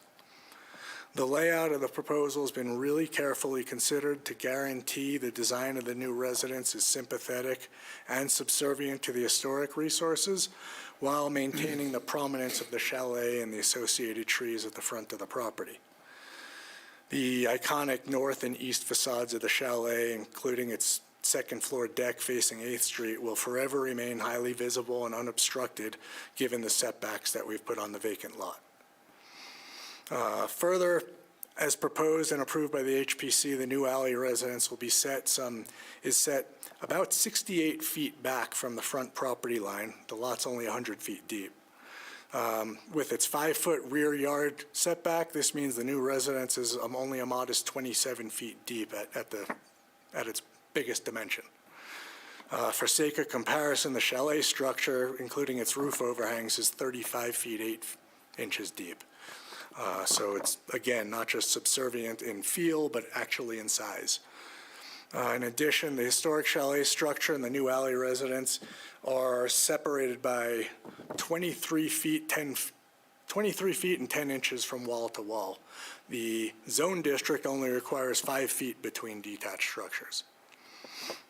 We did all of these things because we happen to have a client, an applicant that cares deeply about the structure and wants it to stay the way it is, and wants to maintain that feel of openness around the chalet, although they need more space for their family, so that's the reason for the additional house.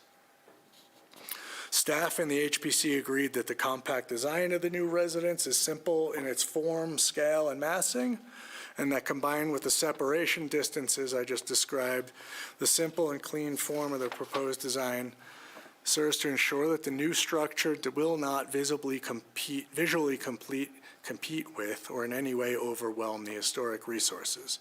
And it also ensures that the old and new will be clearly differentiated such that nobody will confuse the two. Next, while the negotiation seeks major subdivision approval, this is really just in name only, due to the language contained in the Vandermoor Hill lot split approval. We requested that both resulting lots be permitted to mitigate their affordable housing requirements pursuant to the codes in effect for the development of a pre-existing lot.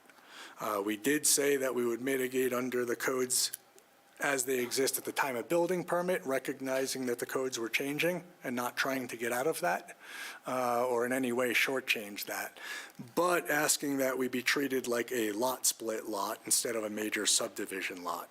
There's a lot there to unpack, so I'm going to explain that quickly. We recognize that the previous lot split means our proposed new lot requires one of the 19 available growth management allotments per year, but exactly 0 of the 19 allotments have been applied for or used to date, and we're more than halfway through the year. I'd be willing to heavily bet that not more than 2 of the other 18 get used, and I don't gamble.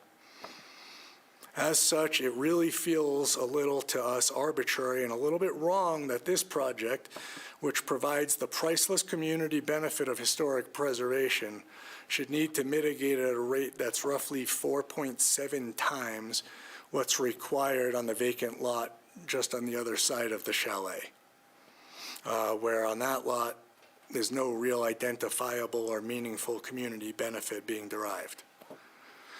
Our new house will have the exact same affordable housing generation impacts as that new house, regardless of whether it's one of the 19 potential allotments that will otherwise go unused. The legal standard holds that there must be a rational nexus between the impacts of a development generates and the exaction required to mitigate those impacts.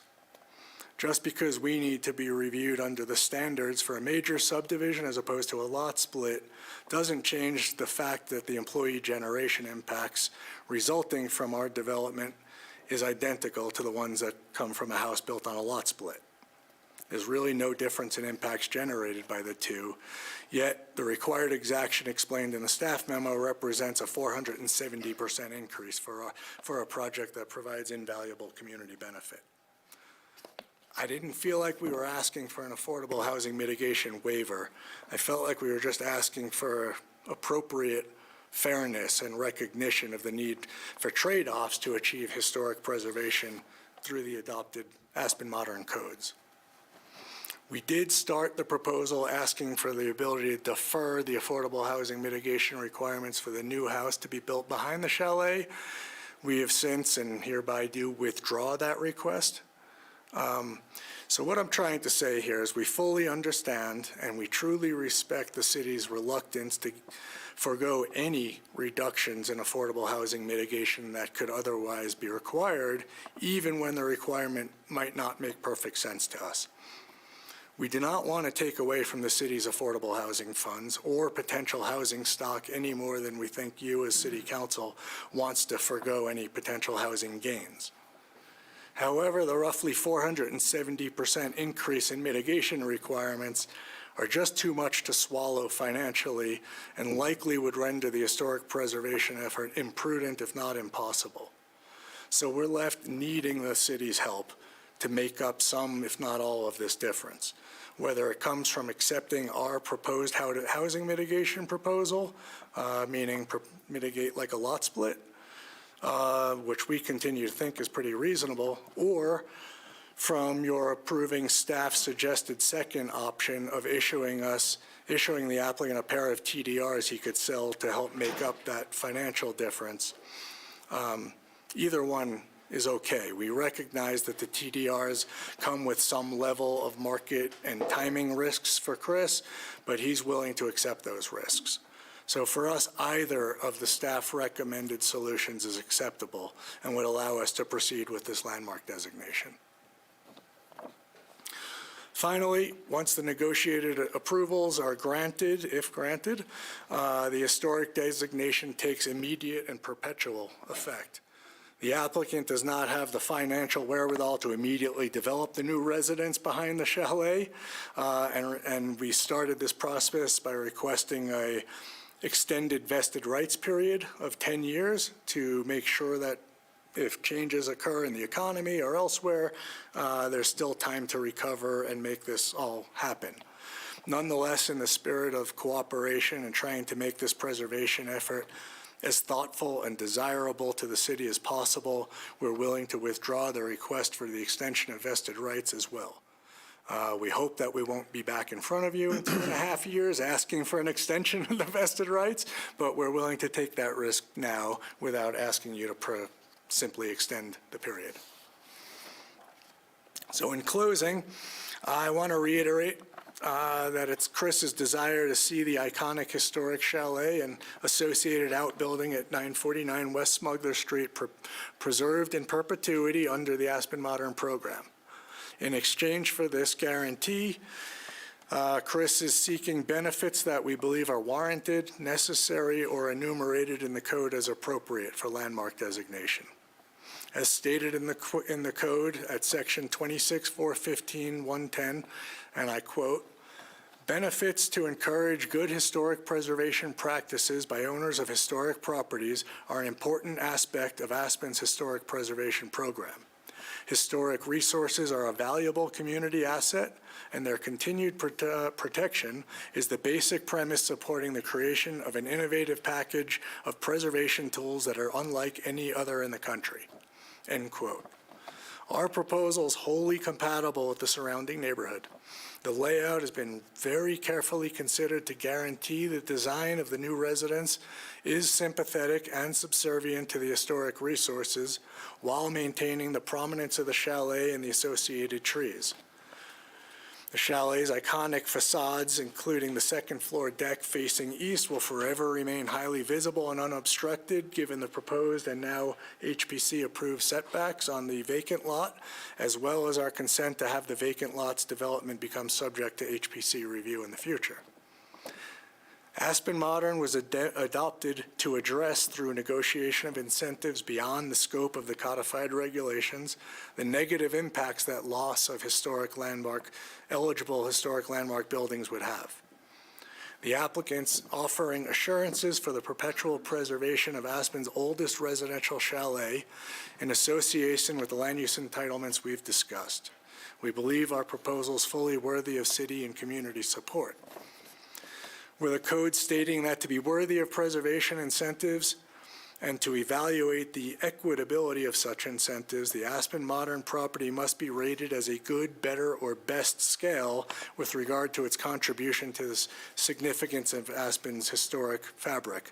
It seems more than clear and actually obvious that the subject property should be rated as the single best of all historic residential chalet properties in Aspen.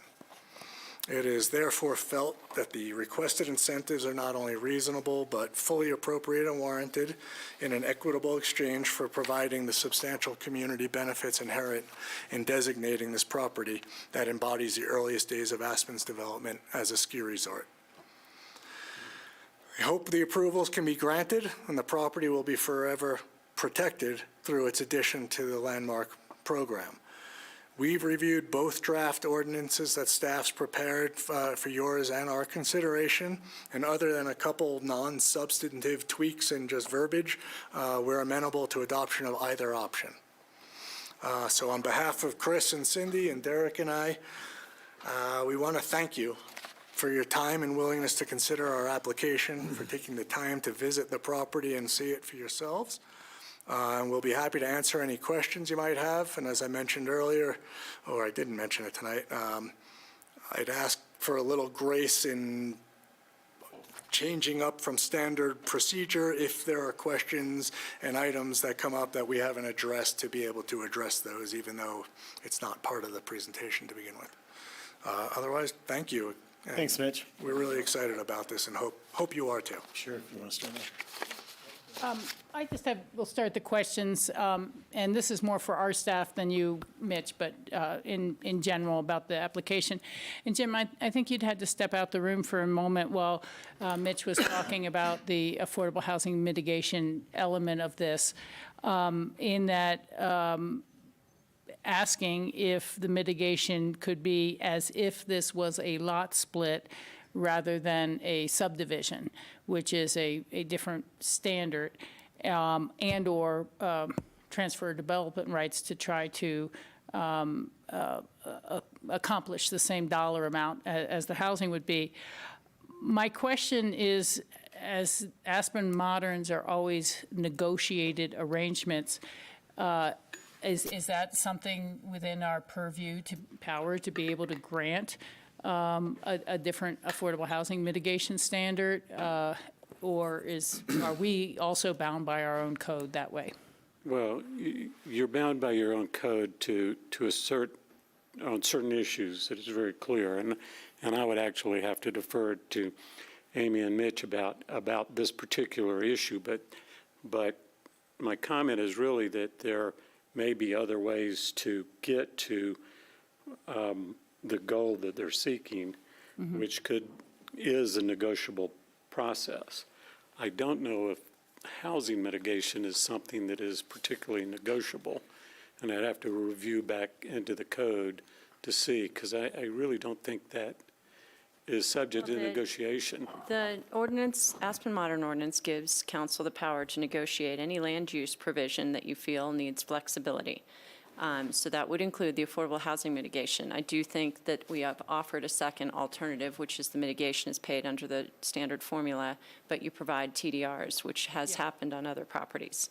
Yeah, I saw that. That was kind of the second part of my question, Amy. But I was just wondering if we did have that flexibility to negotiate between those two alternatives. And then the other question is, again, back more to you guys. But you said in your presentation that you did not request a floor area bonus for the home, and that is normally an incentive that HPC can offer for preservation. Is there a specific size limit? Is that usually 500 square feet? It depends on the lot size. As a bonus. And are TDRs also something that can be asked for as part of a historic preservation project? I'm seeming to recall having granted a few of those. Yes. Okay. And then one last is, can the TDRs be in different discrete square footage numbers? Is it TDR for 500 or 250 They're or always for 750? 250 square feet. Okay.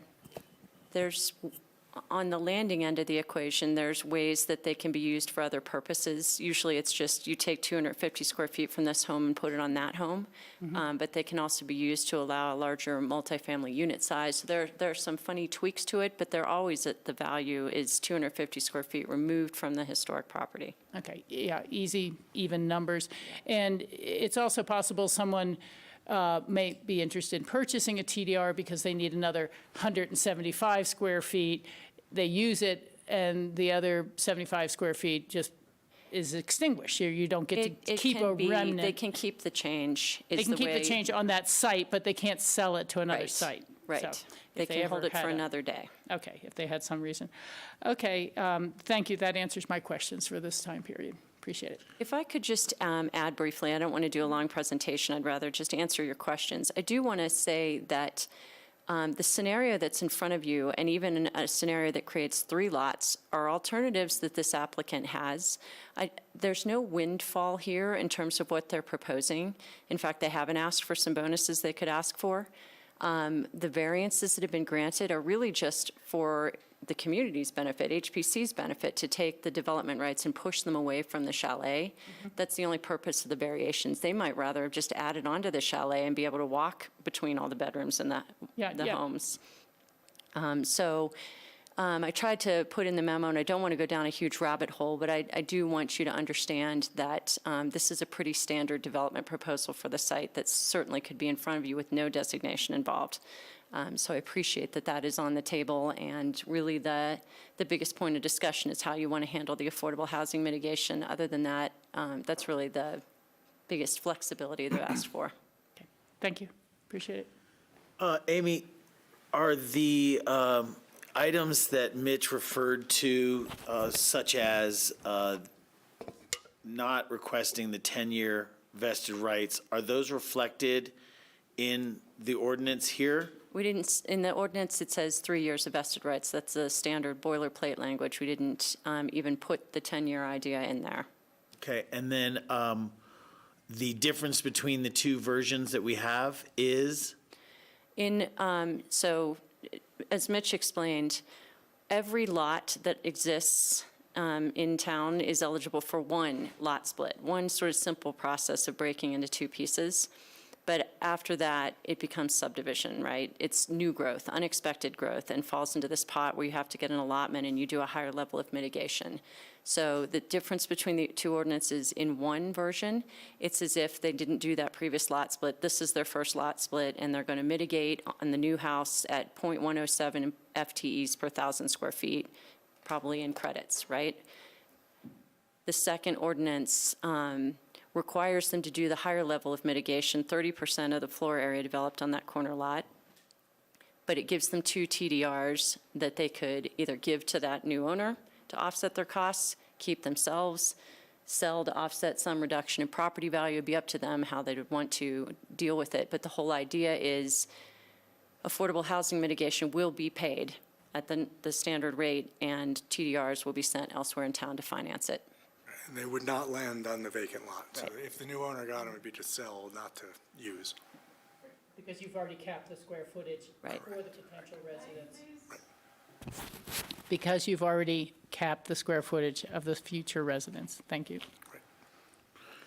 Skippy, questions? At the current rates, I know it'll be later, but what's the delta in real dollars between the mitigation and then the increased mitigation? It's hard to say because it has so much to do with the exact designs that are proposed, but trying to make an estimate, it appears to be about 4.5 times more to mitigate at the 30% new growth rate than at the administrative rate that they've requested. So it's $400,000, $500,000. It's in the memo, but as a rough estimate, it's a lot. Got it. And I know the TDR market fluctuates, but rough current trading price of a TDR? We do keep track. We require people to disclose the sales price, and they've gone all over the place. For a while, they seemed to be around $200,000 a piece, then they dipped. We had a couple of outliers sell for quite a bit of money. Recently, I'm not really sure why, but $200,000 has been an expectation for some time. Okay, so the higher numbers I've heard are correct, but they're outliers, they're not They seem to standard. be. Hey, can I jump in on one question? Can city TDRs be used in the county or county TDRs in the city? No. No. Okay, I want to clarify that. Thank you. Lots of people try, but no. I have two questions for myself and for the general public. If this is approved, this means the historic structure will never have a basement under it?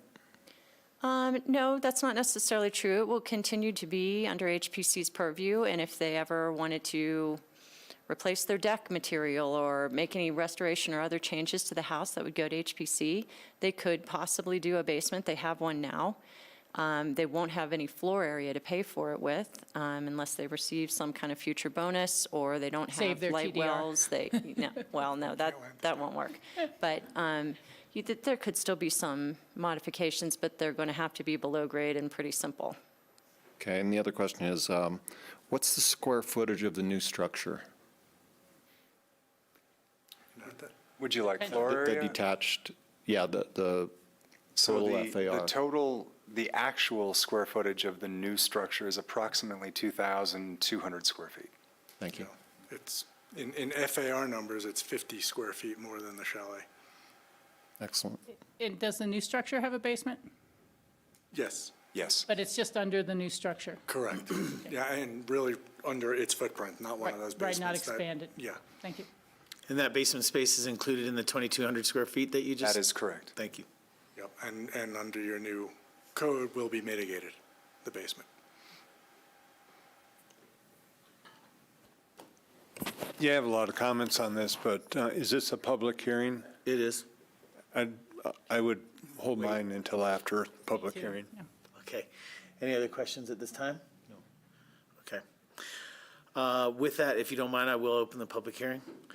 This is a public hearing for ordinance number 12, series 2022-949, West Smuggler, Aspen Mountain Voluntary Landmark Designation. Are there any members of the public joining us this evening that would like to speak on this item?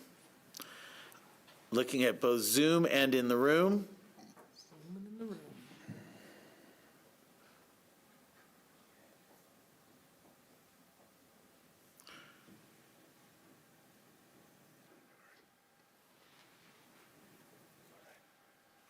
And being none, we'll bring it back to council table.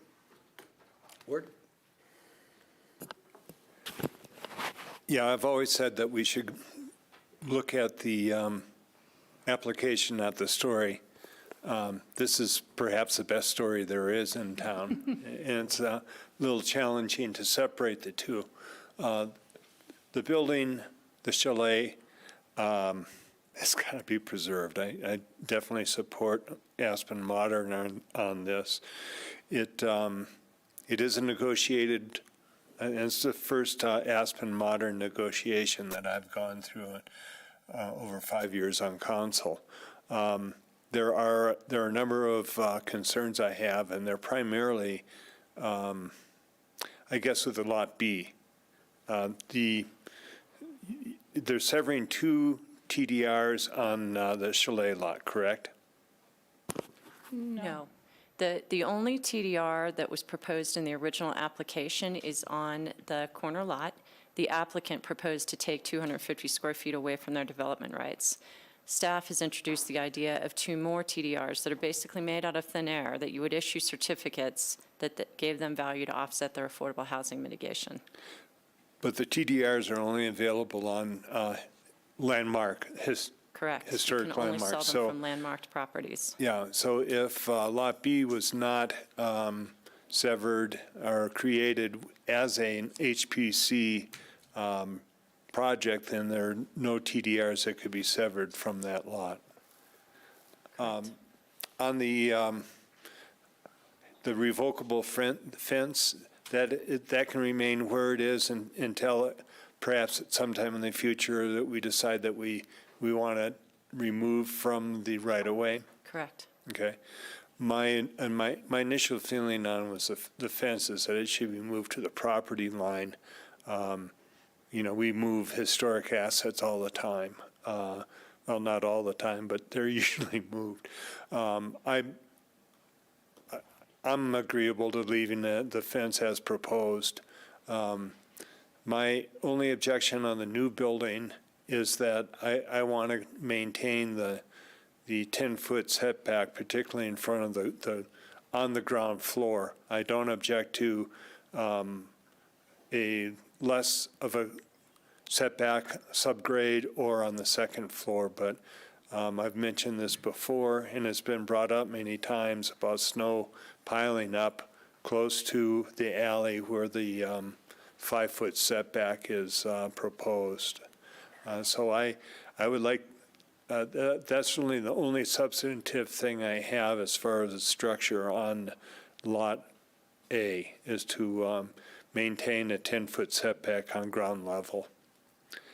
On the other lot, this gets into a number of kind of philosophical things as well, is that if that were available, is it possible to sell that as a free market without HPC and have a stipulation that there's a 30-foot setback on Smuggler?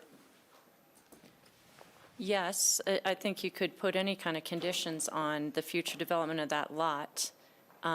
The reason that we would like the HPC review, first of all, it's already been said that you can't create TDRs or give any benefits to the site without the designation in place, but also because it's important for there to be the most careful review possible to make sure there's compatibility between the new structure there and the chalet.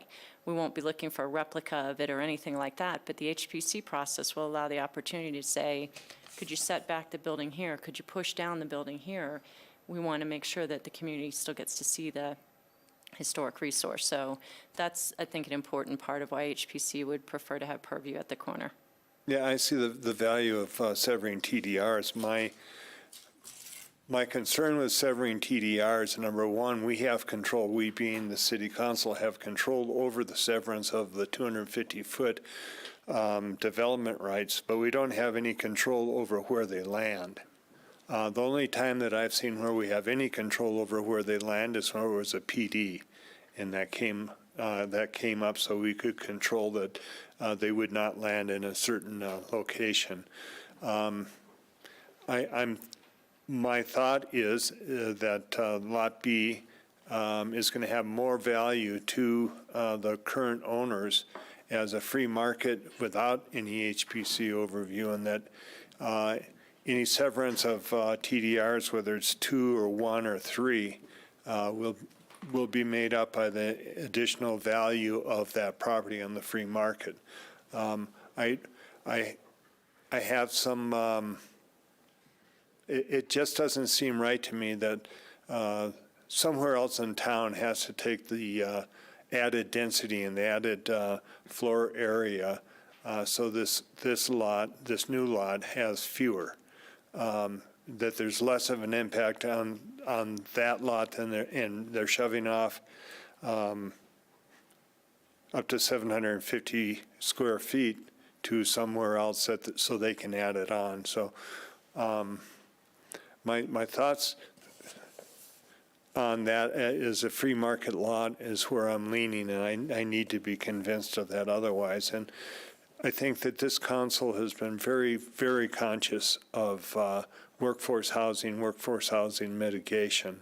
And the difference, this parcel, the whole parcel has been split once already, a couple of years ago or whenever that was. So this is the second split. And I'm asking for Jim on this because this is an area where I have some confusion as to 100% mitigation for new construction or newly developed lot versus was 100% for redeveloped and 30% for new? Is that what it is? Well, again, I'll defer to Amy, but do understand that the new lot will go through the new code provisions. Right. So whatever those mitigation standards are, Amy can explain, but it will go through those new ordinance provisions. Yeah, I understand that, but I think when we were talking about the ordinance for mitigation, there was 100% mitigation for one type of property and a 30% for another. And I can try to explain that. Yeah. And I also what you're realized I asking. need to clarify my first answer to your question. In order to, this isn't a planned development, so you can't just set whatever setbacks you want. In order to create this envelope that's shown on the vacant corner lot, it does need to be designated historic. If you want to address whether or not they should sell TDRs or even whether HPC should have design review, you can do that. But in order to create this envelope, to create that 30-foot setback in the front, it needs to be designated. As to your mitigation question, again, we have two scenarios here. In one of them, the administrative review process, the applicant has requested for the corner lot, every square foot of the building, including the basement, basically, will be mitigated at a rate of 0.107 FTEs per 1,000 square feet. And the applicant will have to provide credits equivalent to that. In the alternative, the standard subdivision requirement, 30% of the floor area has to be mitigated. So it's a larger amount, and it has to be mitigated at Category 4 level. There's a difference that in the memo we estimated to be in one scenario, mitigation's about $160,000 expense to the applicant. In another, it's $735,000. So that's why we're spending so much time talking about this. This is where it's important to this applicant which path they go down and whether this makes sense for them.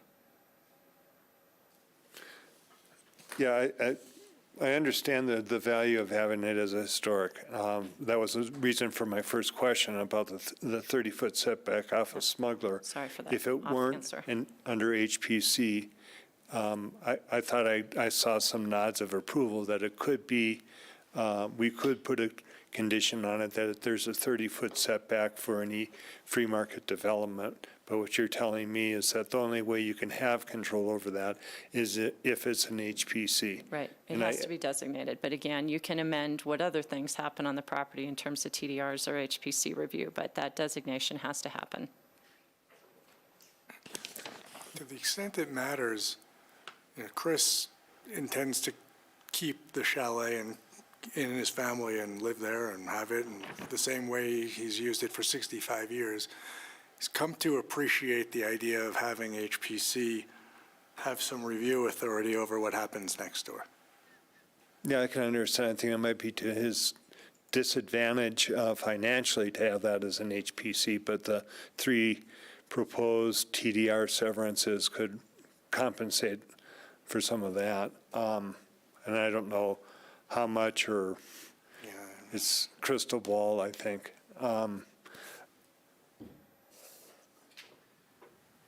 There was a thing in your memo, I think, on page 430 of our packet, page 9 of your memo. It said that they would waive housing mitigation for Lot B until it's sold to somebody that's not a member of the family. That's been dropped. We withdrew request that. has been dropped. Okay, all right, and the 10-year vested rights has been dropped to the standard 3. I would argue that the mitigation for the new building on Lot A would not be the same as that on the new lot, because floor area ratio, the basement doesn't count.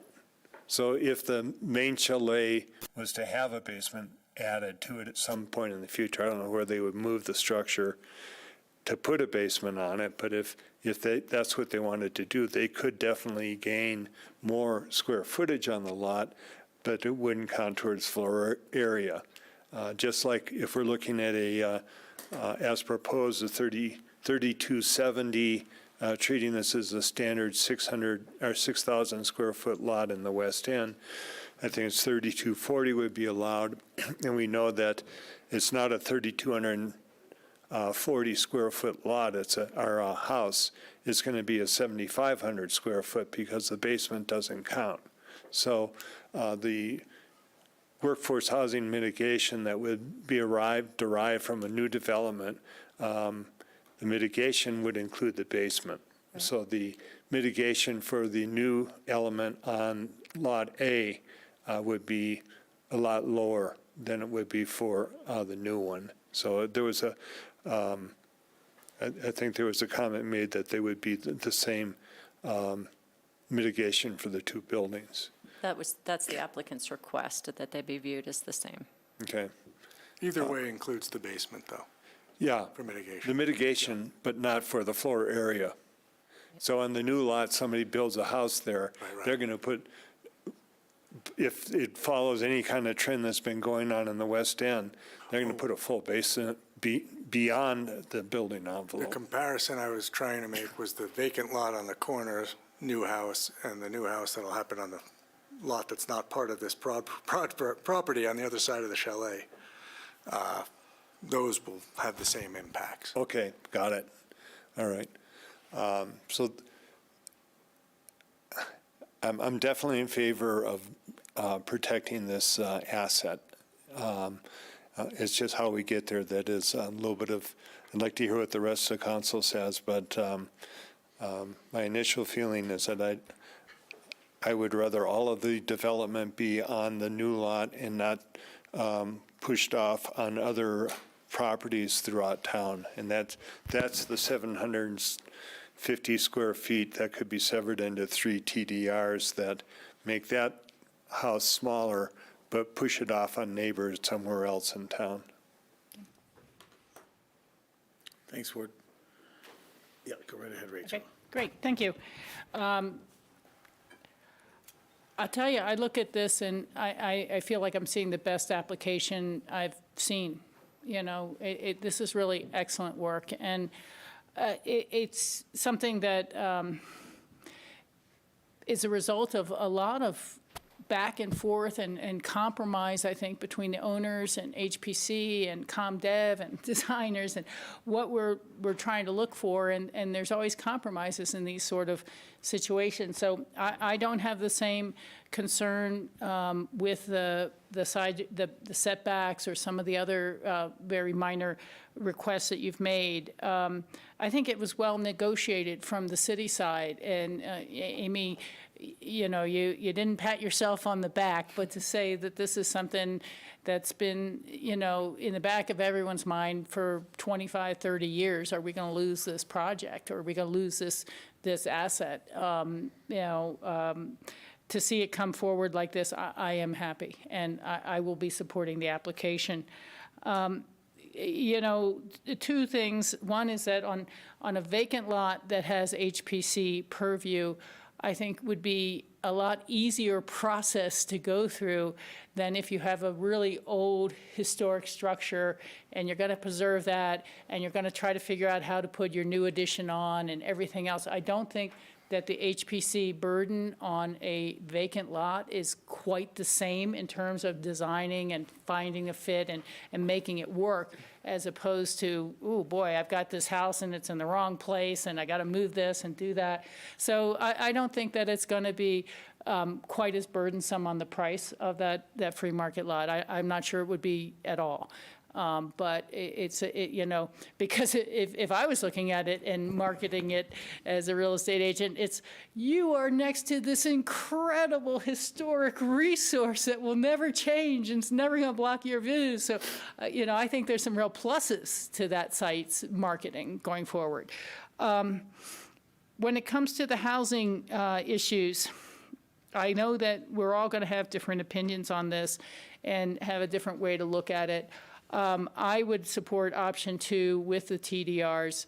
I think that makes sense. And I know what you're talking about, Ward, and the real difference for me is that these are 250 square foot increment TDRs.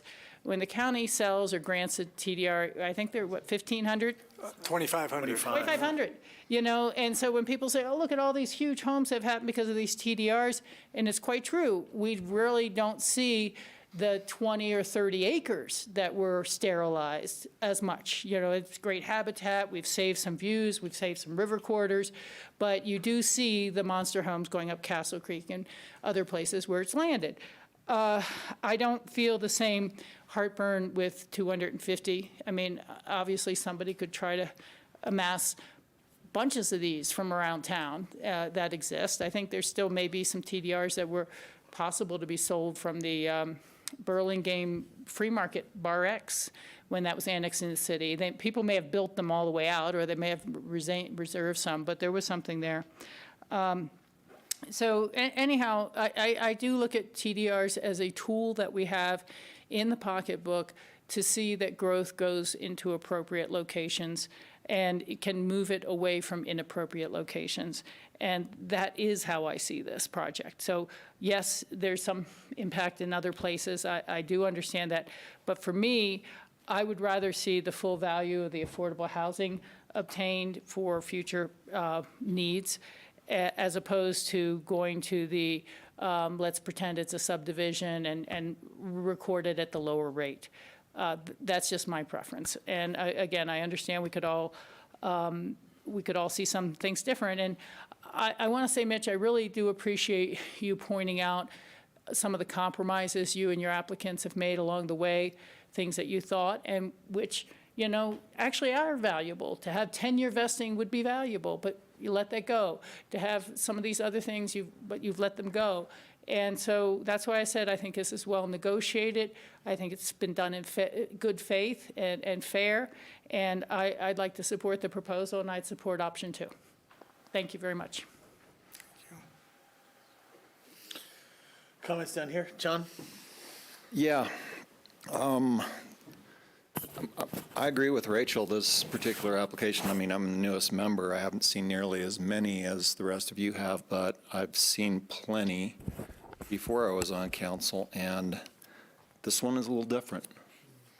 The 75-year commitment is huge, and I want to point out that what Ward said earlier, too, is we're taught to separate the application from the story. In this particular case, it's pretty hard to do. This place, they built it themselves. That really resonates with me. And it's been unchanged for 75 years, more or less. We got to see it with our own eyes. This is one of the rare cases in Aspen where a family has been content with what they had instead of changing it, making it bigger. That means a lot to me.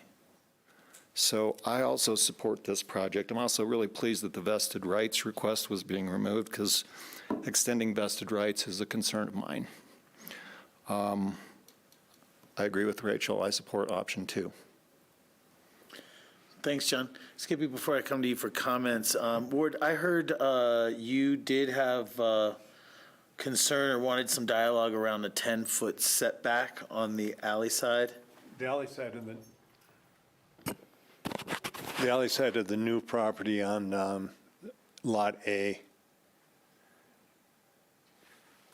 This, Yeah. particularly this element right here. Yes. Ground floor. Yeah.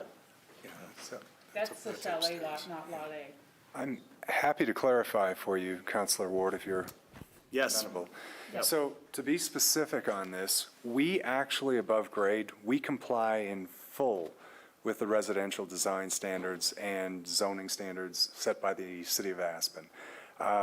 All of the habitable area above grade is set back actually closer to 11 feet, because I'm neurotic about, you know, what if somebody misses a couple inches in field? That's just 22 years of experience in this town has taught me, you know, push back even a little further. The garage, which is technically allowed at 5 feet, is in this case at about 5 feet 8 to 5 feet 9 inches back. And that is the mass that you were actually specifically kind of pointing out to. So from a variation situation, it's kind of similar to a project we talked about a year ago, 121 Bleecker. Essentially, all of our variation asks were airspace. And what we're talking about in the garage condition, we are allowed that mass, and nothing would change about that mass. But what we would like to use or have the amenity of is above that mass, let's utilize it for a deck, because that mass is going to be there regardless. And then below grade, it's really a point that I'm trying to help my clientele with, is the reality is if you construct the foundation wall in one linear cut, and it's just one pour, and then structurally it all loads together, that's what we're asking to do for the subgrade, which is again no mass and scale that will ever be perceived by anybody in the community. I really do want to say this. It's not meant to be, lip service to anybody here. I give a damn about the community, and mass and scale it's a big, big thing with me. I hope my 20 years of projects in this community reflect that. And I really do, I feel for neighbors of projects too, so I want to make sure the impacts are minimal. Yeah, I love the new element that is, it doesn't go beyond the chalet on the sides, or the height is within a few inches. Very purposeful. Yeah, and I don't object at all to less of a setback above grade or even below. And if that garage element is what the code is, then I don't have any problems with that. I think about snow removal and then plowing, and hopefully we're going to start to get some real snow again. But if that's to code, I have no objection. Yeah, to the that. rest of what you're seeing in the diagram plan south of that 10-foot line is roof overhang. So the actual building footprint is beyond the 10 feet, other than the garage portion and the deck above it. Yeah, my concern was snow removal along the alley at the garage. Yeah. Ward also brought up the fence, and Ward, you said two things, so I want to just be clear. You said oftentimes we do move historic elements. But then I think you said you didn't mind the fence staying. Yeah, I know that the fence, if it were to move, would have to zigzag around some big trees that were wee little trees 75 years ago. As long as it's a revocable, it's not cut in stone, I don't object to it if it's revocable. Ideally, I'd like to see it along the lot line, but it's not a deal breaker for me. Our right-of-way encroachments are revocable. I believe the applicant understands that. Yes. Well, if those trees die. Oh, I hope they don't. Okay, two questions on that. One, yes, it's called a permanent, but it's not. It's revocable. Number two, that would imply to me that the fencing can't be changed. It can't stay in its location, but be changed to a different type of fencing or wall. Well, that is perhaps different. I do think they would be able to change it. It would have to go through our encroachment license procedure, but it doesn't mean that specific fence stays in perpetuity, because clearly some car could run into it and knock it down, and it could be all sorts of reasons, so it could be changed. Okay. I don't want to imply that. Now, if that's made part of this condition, or a condition as part of the negotiation, then that's a little different. And you could do that, but the revocable license wouldn't prevent that change. Okay. And then the fence line being an encroachment now, that would not lead or could not lead to an adverse possession and. No, you cannot adverse possess governmental property. Okay, thank you. Skippy, comments, questions, suggestions? Suggestions, that's so open-ended. I'm in agreement. Probably the best project I've seen. The historic property is totally a treasure. I mean, it's a time capsule in the absolute best way. And I think the family has clearly demonstrated over many, many decades of shepherding it that we would like them in the driver's seat for as many decisions as possible. The new structure is respectful. It's de-emphasized. The empty lot is thought about mindfully as how we would perceive or interact with the historic structure. So I think this is a great application. I'm not willing to move on the affordable housing mitigation. That's a red line across the board for me. It's our single biggest need as a community. And I think staff has come up with a clever workaround where the community can ascertain the revenues it needs to to deliver that housing and creatively make the owner whole so they can move forward. So I think I've heard 1, 2, or 3 TDRs thrown out. I think 2 is probably the appropriate number, and I think that that's a solution that works well for me. Thank you. What number is represented in our ordinance? The applicant initially asked to remove 1 TDR to sacrifice some square footage from the site, and then staff has added 2 TDRs to make up for the mitigation cost. So it is a total of 3. If you chose not to approve the sorry, applicant's request, it would just mean they'd build 250 more square feet on that corner lot. I'm comfortable with the 2 TDR approach that's in there. I thought you were suggesting perhaps an additional TDR. And just to explain my thinking, Ward, because I heard what you're saying too, the TDR I think is an accepted tool to get what we want in one place for what we don't in another place. Historically up here, I've been very stingy about those. I will continue to be.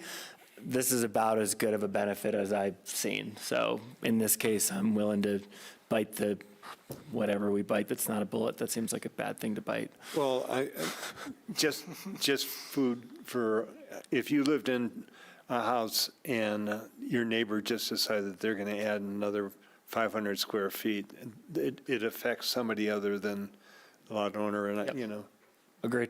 Just for clarity, there is a limit to how many TDRs anyone can add to their property. You can't amass them and add 1,000 square feet extra. It's usually 250 per home.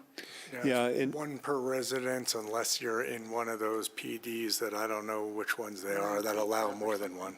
Maroon And Creek you see Club, a I think. bunch. just as, I think 3,000, One 250 square foot TDR could land on a other property. okay, but it's Most instances. cumulatively, it could be up to 750, but just by, Not on the same site. I understand, I understand. Cumulatively around. Yes, I understand. Okay. Just as a figure, $3,000 a square foot for construction would be for 3 TDRs. That's $2.25 million added value to the Lot B, Parcel B, if it was not allowed to have TDRs. But the value of a 30-foot setback so that western view, the view looking east is available for in the future is, I think, a very valuable thing.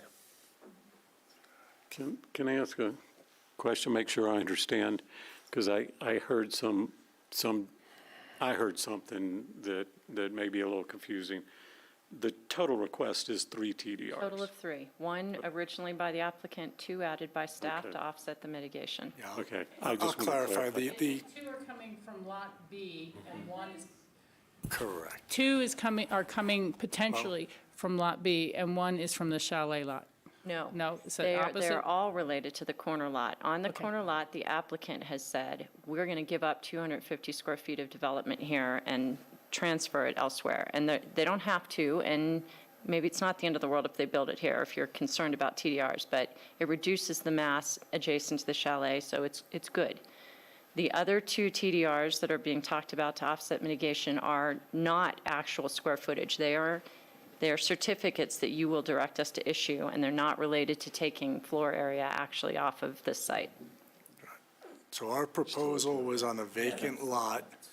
On the vacant lot, we proposed reducing its allowable floor area by 280 square feet in exchange for 1 250 square foot TDR. That's still in the ordinance that includes give the applicant 2 TDRs also. So there was that one, and then there's the 2 TDRs to help offset the affordable housing mitigation fees instead of reducing the affordable housing. So the affordable housing fund will still be whole at the end of the day.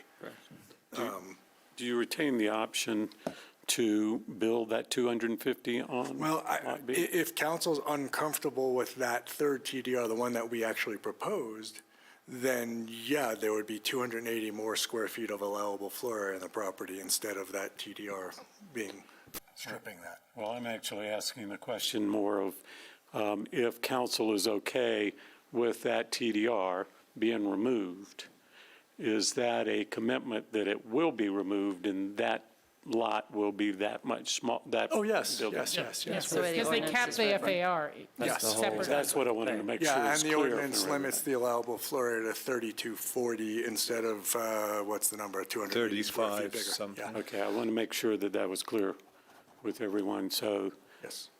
but if council is okay with building that extra 280, you would build it. Right, we're not maintaining the option of, never mind, we're not going to actually take the TDR and build more.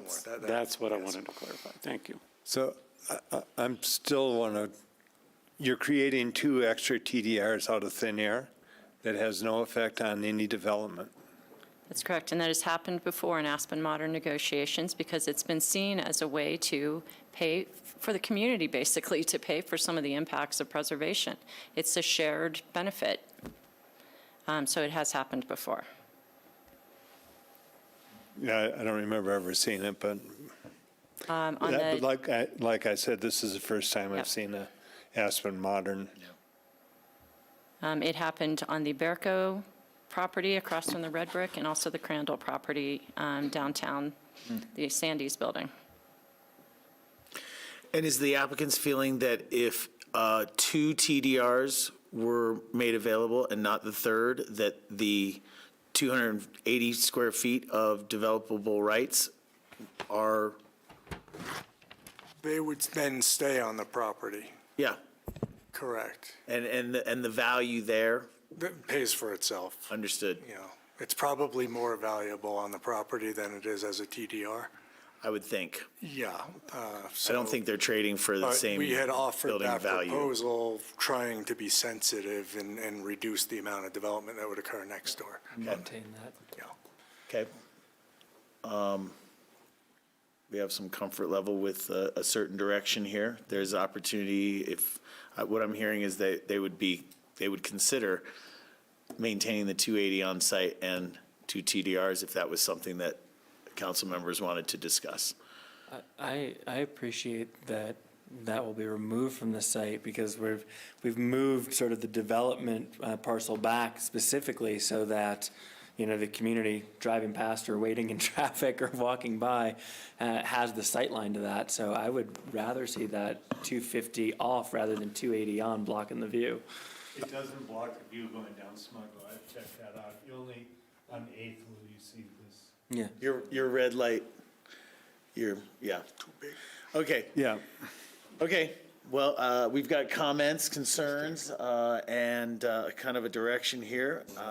I want to make sure that we are voting on what we intend to. So is there a possibility for clarity, either shared by screen or verbally? We have it in our packet. Yep. It's version 2, and I'm afraid I currently don't have screen sharing. I've been scrolling back and forth trying to find the actual Probably pull reso. that up here. It's on 402 Yep. of our packet. It starts on page IT guy. 400. I don't know where it went. 400. The The changes on changes are 402. shown as red lines, just so you could pages are distinguish blank. between what version 1 said and version 2 said. Yeah, there's the, that helps. Never mind the red down here, that's mine. So with that up on the screen, there is one thing. You have not discussed whether you're actually interested in Condition 12, which offers council an opportunity to have an exclusive negotiation to buy the corner lot for the community. If you want to leave that in the ordinance, it's written so that you have 30 days from today if you pass this, and the applicant suggested perhaps it should be 30 days from when they record their plat, which actually just gives the city even more time to think about it. I don't know if that's important to you or not. Yeah, we feel like we don't have a marketable lot until the plat's recorded, then we have a lot. I'd love first Someone right. would list it for you the way it is. Oh, they certainly would, but Love to have the conversation and more time to have it. There's no downside to that I can see. Yeah. And the property owner is still agreeable? yeah. Thank you. Okay, so change that to plat. So we would amend that language for the corner lot following, or 30 days following the filing of the plat, or the recording of this plat. Okay, so there would be some amended language there. Thank Yep. you. Okay. Rachel?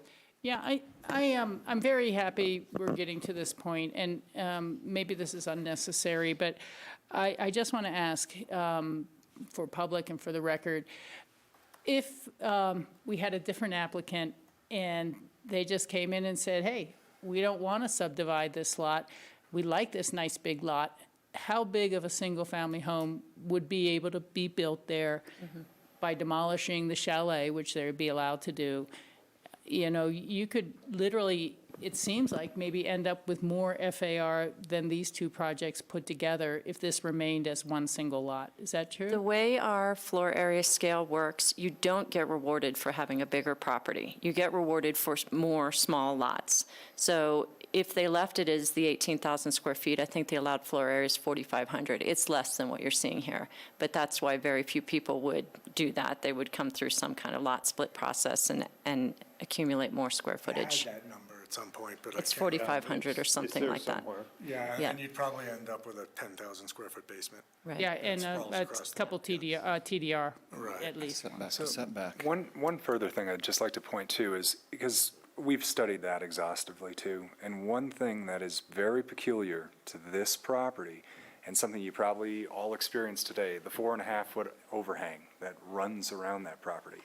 We are utilizing a lot of the same overhang, strategy in the new structure. A lot of the floor area that we are proposing in this new Lot A kind of scenario actually takes, it's almost close to 880 square feet of floor area. That's, again, essentially airspace, which is incredibly unique, and it's because we have extraordinary clients that are willing to go in this route, and they really do have a means that is real. This isn't, I have some clients that a number is just a number until it's a bigger number, and this is not the case here. So the deep overhangs on the chalet house actually make it count more as floor area than a house that didn't have that kind of an overhang, so Yeah, we they're getting appreciated nothing that for during the that. rainstorm today. Floor area being used is not floor. All right. That's one reason that house has been standing so long, those overhangs.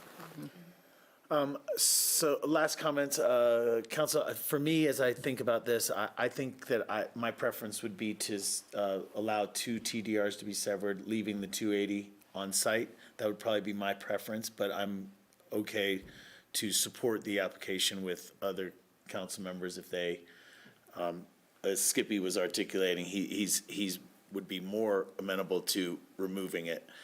For me, I think along the lines of what Ward was saying about where those TDRs land, that's always been my relationship to TDRs. So I just put that out there for consideration. Can I ask a question? Yep. Does that perspective have anything to do with point 12 or not? 12 being us as potential purchaser? It does not. Okay. It does More not. about the TDRs. It's more about the TDRs. Got it. But with that, if there are no other questions for our applicant, Well, no, it's not a question for the applicant. I'm just wondering, how do we word this in a motion? Because it's ordinance 12, option B, or, I mean. Let me try to help, because the Okay. packet is actually, I think, fairly clear. The ordinance that is proposing, if you sever that TDR from Yeah. Lot B, is set forth as ordinance 12, commencing on page 400 of the packet, with adopting all of the redlined changes and adding the one amendment set forth on the board here to paragraph 12, which says, which deletes following, which deletes adoption of this ordinance and replaces that with recordation of the subdivision plat. Yep. Trying to read with the long glasses, but, Jim, we always appreciate when you do that for us, Yeah. just to let you know. so, and the ordinance again starts at page 400 and goes through page 404 of the packet.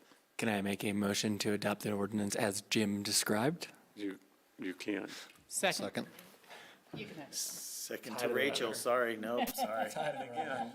She was quicker, I'll admit it. Again, that severs the TDR from that Right. lot. And 3 TDRs severed and. Extinguishes Except the- 30 square feet as well. Yeah. Okay. Take that full-size washer dryer. No, wait a minute, it doesn't, the 280 square foot remain on the lot, and you're severing, That is not the motion that's being made. The motion is for the 3 TDRs. Because one of those is only 250 square feet, they are sacrificing 30 square foot Yeah. that they're not getting recouped. so, Yeah, that's so, paragraph 9 up there. so we're approving all 3 TDRs to be severed? In the motion that is before us. Well, again, it's 1 TDR severed, 2 are created. Created. Yeah. But by severing, it does lose, they're forfeiting the 30 square feet, and it loses a total of 280 developable FAR on that lot. That's right. Okay? Are you comfortable with that? Yeah, the creation of a TDR out of thin air is quite a trick. I've never seen it before, but if it's not Can't print unprecedented. money around here, but we kind of can. Yeah, that's $2.25 million worth of Probably development. not. No. Probably not. Because How it- long you waited. But your Yeah. point is taken. Yeah, It's if- value. Yeah, you have to build it. You build an additional 750 square feet at 3K. Yeah. Right. It's always a risk, though. The market goes up and down. You could have a future council in 8 years that decides bigger homes are better, and somebody doesn't need a TDR anymore to accomplish what they want, and they become valueless. I mean, it's a risk. We have a motion and a second. Any further discussion? Could we have a roll call vote for ordinance 12 that starts on page 400 with a minor amendment to the language in item 12, that it would follow the, Recordation of the subdivision. recordation was the word I was. Of the looking for. subdivision plan. Thank you. Counselor Doyle, Yes. Counselor Howenstein, I am going to support this, yes. Counselor Mezzaro, Affirmative. Counselor Richards, Yes. Mayor Tory. I'm a yes. All right. Thank you all. Thank Guys, you for the process. So much work. Yes, Thank thank you. you very great, much. great work, guys. Thank you. Appreciate the, The I two took two. cookies. I took two. Not anymore. All right. Thanks, Mitch. Derek, great to see you, man. Thank you very kindly. Maybe we can get a Peter Pan TDR that never lands. That's very good. He brought it back so well.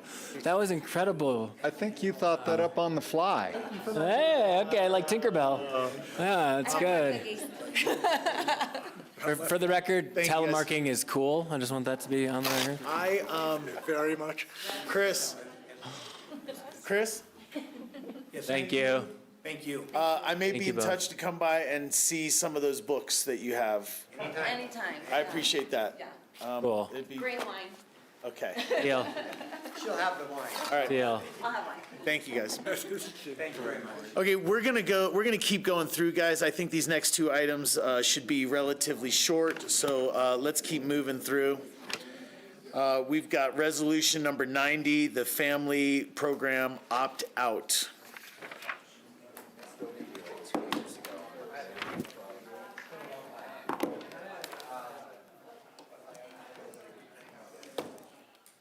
Would you be upset if I got a bag of chips? I feel like my blood sugar's at 0. Would you like some peanut butter crackers? I think I have 2 left in here. No, I don't. You know what? Now we're staff presentation, so yes, I'm much more comfortable. Thank you. Do you want me to bring you some peanut butter crackers? No, man, I'm gonna make it through and then try to get to dinner at some point. She didn't need that much money. I was like, what's Benadryl gonna cost at Carl's? Questionable. This is mine. Yeah, send them with a 50 just to be safe.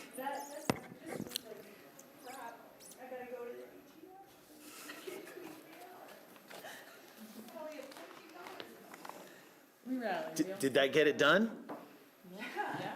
It was like 13 feet high. Oh, wow.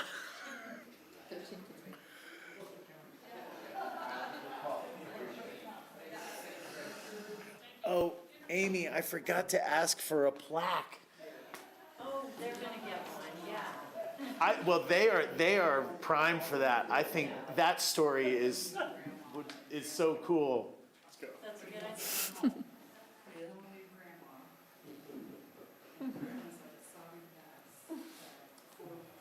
Are you extending the vacay? He's already extended it once. He's been there for 4 weeks. It's time to come home. Yeah, okay.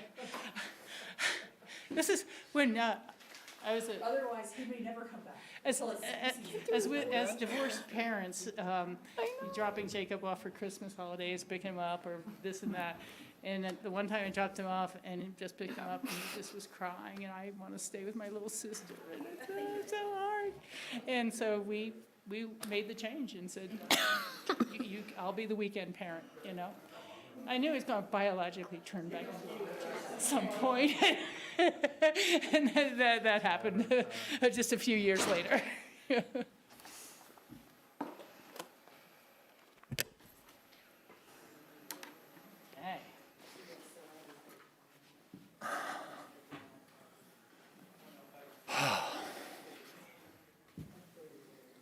This was longer than I realized. Yeah, right? We have 3 of us present, so if you want to go ahead and start, we will go ahead and start. We will take you up on that. Here we go. 4.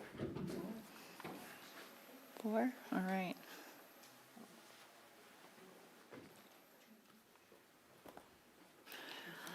All right, well, good evening. Courtney DeVito, HR Director, and we are here this evening to talk to you about our recommendation to opt out of the Family and Medical Leave Insurance Program, which throughout the presentation we'll refer to as FAMLY. So we'll jump right in. So what is family leave? So the Family and Medical Leave Insurance Program was actually something that we as Coloradans voted on through Proposition 118 back in 2020, if you recall that being on the ballot. And because that passed, we are now in a place where we are trying to figure out what our next move is. So what is this type of leave? This ensures that all Coloradans who are in the workforce would have access to paid leave for either personal medical or family medical related reasons. And so this is something that would be launched technically in 2024, but premiums would happen in 2023. So the maximum benefit is not 100% wage replacement for employees. The max benefit per week is $1,100, and annually it is capped at $13,200. So this is not, again, a 100% wage replacement if somebody is out on medical leave or for reasons for their own family. If council does not choose to opt out of this, we will be automatically enrolled in this program through the state. And that locks us in for 3 years. And so that means that the city and the employee would be paying premiums beginning on 1/1 of 2023. However, I want to point out that the benefit to staff, meaning when they can actually use this program, would not actually begin until January 1st of 2024. So there's a year's worth of premiums being paid into the program before any employee would actually see a benefit to this program. We did ask for employee feedback on this program, and what we did receive was that employees are not in favor of this program because they believe it to be a benefit that they would be paying into that they may not actually use. So some considerations in the program. Right now, we estimate the cost for the city employer portion to be around $250,000 annually. And that is money that we have not yet budgeted for 2023. So the city currently, as an employer, provides pretty expansive sick leave options as well as other leave options. What's not noted up here in this list of holidays, PTO, ESL, and HFWA leave is that we do also have a bank of time that we call the ESL donation bank. So a lot of questions that we get about this program are what happens if somebody doesn't have the type of leave that you see up here on the screen? Perhaps somebody who's young in their career here at the city who doesn't have accrued PTO or ESL time. Should they have a qualified medical reason, they can make a request to the Human Resources Department to tap into that ESL donation bank. So they would be eligible for compensation for medical leave if approved. To clarify, how a donation bank works is that there's open periods of which employees can donate a portion of their earned time off into that bank. So it's really reallocating that cost from one department into the central bank to be redistributed out based upon need. How many hours are available in the bank right now? Right now, there's, I believe, around 350 to 400 hours, and we do a donation twice a year. And so that's about 3 months of time off. It's 2.5, 3 months. For one person? Right. In addition to disability eligibility programs, employees are eligible for disability immediately after they begin employment. If they are injured on the job, but if they're injured not working, the disability will count? So the workers' compensation would be injury if you're injured on the job. This is separate and distinct from that with midterm disability and long-term disability benefits. So we've been watching this for about the last 6 months because the conversation became pretty heavy on this type of leave come January of this year. So we've been watching the trends and participating in conversations through Colorado Municipal League that you're all familiar with, CML. And we've also watched what our neighbors here locally are doing, and most are actually choosing to opt out.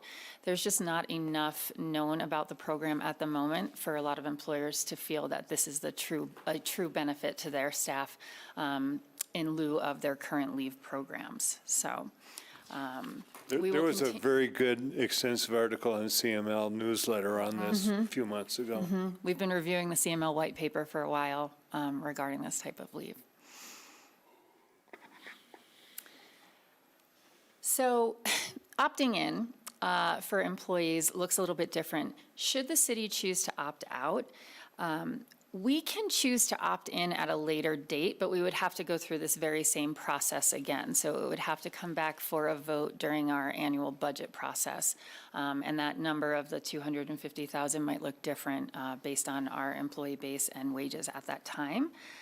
Staff can choose to opt in on their own through the State Family Leave Division portal. So outside of the city of Aspen, they can choose to do that. They would pay their own portion of the premium, so that half, to the state directly. It's a bit like the health insurance exchange, where you decide on your own if this is something that would work for you. So in paying their own leave benefits, they could use this leave. There's still a bit unknown about how that would work with our current leave programs, but again, because it's not 100% wage replacement, there would be some emphasis for employees to use their PTO or ESL time as well. Questions? And that's the long and short of it on family leave. Rachel? So I'm not really familiar with the HFWA program. Sure. Can you tell us a little more about that? I can.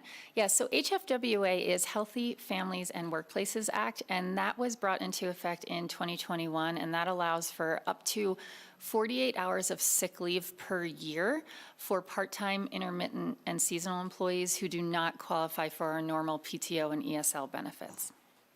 Okay. The other question is, basically, if someone had a 8-month needing to, or excuse me, 8-week leaving to need the city medical issues, they're going to be paying for it themselves out of their paid time off, which they're normally allowed to cash out a couple times a year or once a year, some hours. No. So if somebody had an 8-week leave, we would, depending upon their status as an employee, so if they were a full-time employee, they may be eligible for FMLA leave. And there are some stipulations to that under the federal program. And so we would put them on FMLA leave, and then what our policy is to use your ESL time first, and then PTO if you exhaust your Please ESL. stop using acronym. Yeah, Sorry, thank you. extended sick leave. So extended sick leave time is used first when you're on family medical leave. Okay. And then your PTO personal time off would be used after that to supplement that time. Okay, so both of those things are benefits that people have accrued over time of working here for multiple years, and then they have an injury, and our desire is that they use what they've accrued back up. Is that essentially it? Instead of taking that paid time off for something great, they're now going to save it for when they get older and they have medical issues. Let me try to clarify and keep it simple, because there's a lot of benefits and there's a lot of duplicative benefits, leave benefits and compensation benefits. So in a nutshell, there's extended sick leave. And the ESL extended sick leave is designed for accrual for these types of emergencies. There's also disability insurance the city pays for, and that's another option that could be utilized for employees, in addition to the sick leave bank that Sarah clarified and provided a description of. And, you know, the short story of it is our benefit package is way better than what the state's offering. This is really capturing employers who perhaps are not able to be competitive on the leave benefits, like larger employers such as ourselves. Rachel, I think you're sort of narrowing in about what about that employee we just hired, right? And what happens until they accrue those banks that are the safety net, and that's why we have we call it middle disability leave. What's the midterm disability. Midterm disability leave, and Donation that's after. bank. Yeah, so the donation gets them through until their qualification for that midterm disability leave. Now, they're not eligible for the Family Medical Leave Act during that time period, because you have to be employed for a certain number of days, which is more than 6 months. It's at 12 months right now, It's 12 correct? months, and you have to work 1,250 hours in that 12 months. Right. So for example, I've recently dealt with an employee who has been with us for 7 months, who had to have a medical procedure. They didn't have enough time in their bank, and we had a couple of options with that employee that we worked through that. And so it's a combination of unpaid leave, right? If an employee's only been here for 3 weeks, we're probably not going to be qualifying them for the leave donation bank with only 3 weeks employment with us. That's not the commitment we made to the employees making the donation. Yeah, no. Right? And so I feel like we have a lot of tools already in our toolbox, and this is an expensive tool compared to the other ones that the state is putting out there that we cover so well in our other leave programs and in our mid-term and long-term disability programs. I just have found this set of information kind of lacking, to get the memo. And I really would rather have more of a side-by-side and some narratives of different employees in different situations. And, when you start having people contact you and say, is this really the best deal for us? And did we poll all of our employees with that real let you know what's happening side-by-side comparison, and the answer is it's too complicated to give a side-by-side comparison. So it makes it really complicated for me to say, am I, denying people of what they'll need? And again, maybe this comes from me being on boards where you had some very long-term illness and medical needs of employees who continued with, whether it's the county or whatever, and being self-insured, heard at the table, well, this year's been a bad year because we've had so many major medical issues with our staff that we're having to, it's taking our premiums up, or we've wiped out our self-insurance side. And I mean, it's kind of like Social Security. A lot of people are like, why am I paying Social Security? Oh, I'm never going to retire. It's not going to be there and they forget that when they get injured at 40 and can no longer work, it's an insurance program too that takes care of their kids. Or for a neighbor of mine who just lost both of his parents, that insurance program will see their son through college. And so sometimes there's much more extraordinary need than maybe we're looking at here. And I think that's why, maybe it is just for small businesses that don't have an ability but I'm just not sure we're not opting out to save the city $250,000 out of a $130 million or some odd $1 million budget. And I'd rather have known from a poll that we polled 350 employees and told them what these options were. And we came back with a yes or a no or a majority or a split or something like that. But I feel like I'm affecting people's lives, and in the time when they're going to need it the most next winter, when they've had that terrible ski accident, and then they find out, oh my gosh, the time we thought we were going to use to do this, we're going to be using it to pay for my injury. The time we thought we were going to do this, we're going to be depleting what resources we thought we'd built up. And I understand the verbal here, but I didn't get anything in the memo that really showed me it in action or how these programs would weave over each other to take care of those people. And I know we've talked repeatedly about what is the mental health aspect and how do people feel working for the city, and are they happy? And I just don't want to make a mistake with this. I guess it feels like it's coming down from a budgetary point of view and from a top. And I realize there is a deduction from your paycheck. I realize it costs. If you make $40,000 a year, you're going to pay $200. You know, 0.5% of your salary. So I'm just not comfortable. That's the only way I can really say is I'm not comfortable making that choice.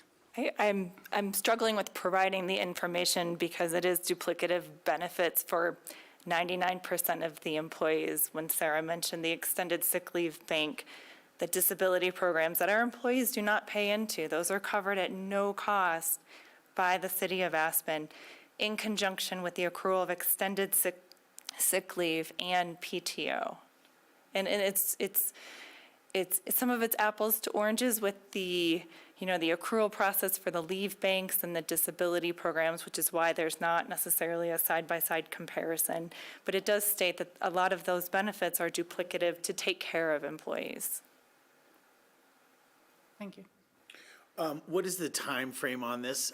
Are we visiting this tonight because there's an enrollment deadline? And what is that enrollment deadline? The enrollment deadline is by the end of this year. However, the state portal will be ready for the opt-out information here very shortly, and we do need to give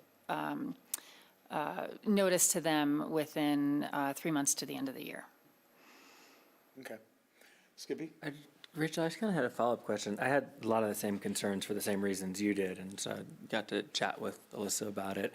I left that phone call feeling convinced that if we were to not opt out, we would simply be burdening employees with an extra cost without the receipt of extra benefit. And so I'm just wondering, am I missing something? Is there a benefit that I'm... I guess I'm just not clear as to whether it is the most protective method and the most fair to our employees. Again, I realize there's a new expense. I'm not asking anyone to jump onto my cause. I just felt I needed to express this. I think there should be a real evaluation of how it's played out every year, and that this isn't an opt-out decision that never comes back. Yeah. You know, when you say you can opt in if more bugs get worked out and things like that. But I do worry, and you know, facing medical bills and being unable to work has been one of the single largest causes of bankruptcy in our country. And it's because the whole medical system messed up. We all know that. That's different. But I don't want to make a wrong choice. That's all about them. And I was very happy to see the state passing something. I think it became very progressive for our state finally to talk about having Family Medical Leave Act so you could, you know, be with your newborn or with your wife who's not getting better from the complications of the pregnancy or whatever it is. And people do have injuries that can prevent them from really working again for a long, long time, and they don't realize that that's what's going to happen to them. And then you look back. I mean, the number one thing I got out of the CML meeting, and this is an adjunct, but was the mayor of Superior and Lyons saying, I just learned that most of my homeowners don't have enough insurance to rebuild their homes. Like 65, 70% of them don't have enough insurance. And that's what makes me worry about, is this the right care for our employees? That's all. And I think there's been some other communities that are paying their employees' share rather than the 0.5% and charging it to them, or reducing it and saying, you don't have to pay 0.5%, you can pay 0.25%. You know, I just want to make sure we're doing the best. Would more time allow you opportunity to get some of your questions answered? Well, if others are feeling comfortable, Tori, I don't want to be the one to delay the process if I'm the only one with questions. From what I'm hearing, the deadline allows us Some leeway. a couple weeks, right? So, Rachel, your concerns are valid, and it doesn't sound like you've gotten comfortable with the information that you have here. I respect that. Yeah.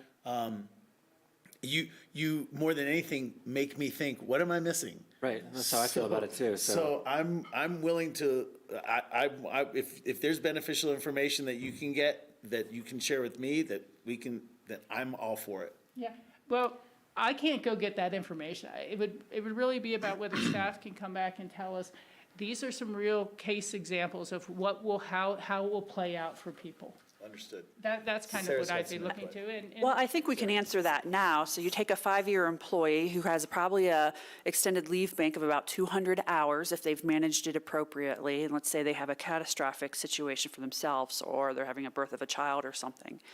They're going to use that they're going to have a qualification period that they're going to use their paid time off for 40 hours or 32. What's the paid time off qualification for ESL Bank? 32. 32. So the first 32 hours will be charged to their paid time off. And then after that, it'll go to their extended sick leave bank.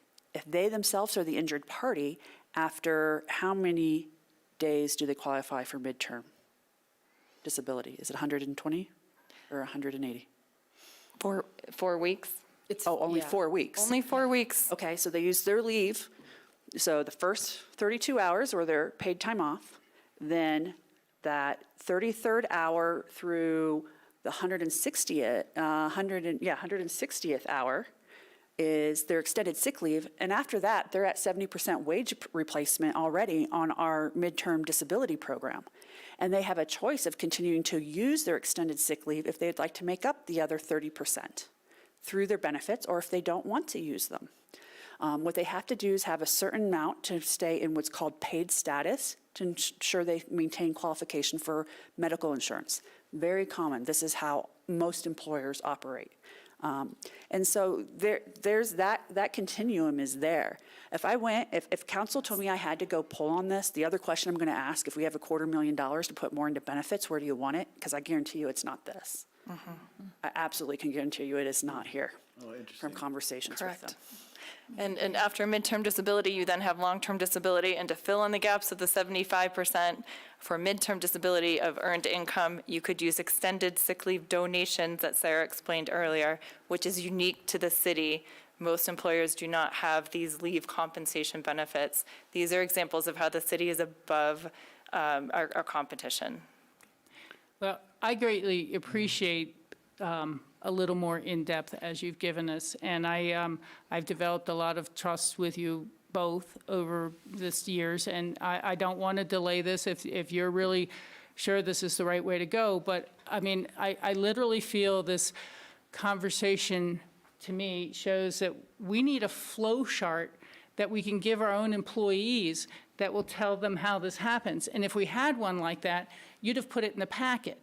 But for a lot of people, this is kind of a black hole, and you don't think about it until you get sick, and you really need it. And this needs to be explained to everyone in a visual flow chart about how we're going to take care of you from the day one you're sick to when you've exhausted this and you've exhausted that, and now you'll qualify for this one, now you qualify for this one. And if that type of information was in this packet, it would have made a lot more sense to me in terms of how these benefits flow or weave together. And it's really hard to imagine that anybody else has a much better grip on it unless they've had to use it and learn the hard way. So I would strongly recommend that we outline this a little more appropriately for people of how the city, and then bring it back to us and show us this is what happened. This is how we're going to take care of our employees. And the visual is great. We have a benefits roadmap, and part of our philosophy in the Human Resources Department, and I really passionately understand and hear you in terms of our medical system and where we're at. So I wanted to validate that, of course. Our educational philosophy within human resources is to, when someone's in that vulnerable state, is to sit down with them and walk them or the family member through these different options and to ensure that they understand. So in addition to the roadmap, there's individual conversations happening, providing that care and communication. And that communication continues through the status of their time away on leave until we close a claim. So, because as you said, frankly, and we all know this, it's human nature. No one knows health insurance or this level of detail or complication until you need it. And that's why I hear you on the flow chart. The one-on-one conversation with HR has been instrumental. Thank you. Thank you both. I don't want to delay it further. Courtney, in the email that you sent to all city employees, you made a direct ask and saying, hey, we welcome any feedback or questions or anything that should be brought here to the table tonight as well. Did you receive any? we did, yes. The majority of the feedback, as I mentioned earlier, was that folks do not want to pay for something that they don't believe that they will use, specifically because it's a year's worth of premium payment to not see any benefit until 2024. Also acknowledging that we do have pretty robust leave programs in place. I had 2 people ask follow-up questions to understand the need for this leave and if they could opt in on their own. But I did not have anybody really come to the table saying we absolutely must have this. Thank you. Ward? Yeah, a couple of questions. Unlike the opt-out of a city being an internet service provider, which required a public vote, this opting in or opting out is by this board. Correct. And so that's a huge advantage. It gives us a lot more flexibility. If we decide in the future to opt in, do we have to wait till the 1st of January, or can we get back in anytime during the year? We can choose to opt in at any time, but the recommendation is, again, to go through this process to do the vote and then to do it during our annual budgeting process. Okay. The state the question is, does the state only operate on a calendar year for the program? So if they wanted to take this action in March, they could do it and we could have enrollments happening in April. Okay, thank you. Okay. And then the other question, make sure I'm clear on this, that an individual employee could opt in at the full amount. They'd have to pay the full premium. Their portion of the premium, yes. So half the premium based on their average weekly wage. And that's what it would be if we were to opt in. They would be paying 0.45% and we would be paying 0.45%. Okay. And so they can choose to do that on their own through the state portal. Okay, so an individual employee can opt in by paying some premium. Same amount. Yeah. And so by opting out, we're not, I don't know what the current count on city employees is, 330? Just call it 300. Okay, 300 people would be paying in. Yeah, no. Yeah, and we can opt in at any time. When I read that CML article, I was left with the impression that we should opt out. And I think as long as you have housing, City of Aspen is a good place to work. Has some great benefits and a generous city council. So I'm going to be supporting this. Thanks, Ward. Other end of the And table? good looking. Speaking for you guys. Any further? Any further? Okay. If that's the case, then I would entertain a motion for resolution number 90. I'll make a motion to approve resolution, no, I'm sorry, 90. 90. Yes. We have a motion and a second. Is there further discussion? Thank you for the more detailed explanation. Thank you. Can we have a roll call vote for resolution number 90, please? Counselor Doyle, Yes.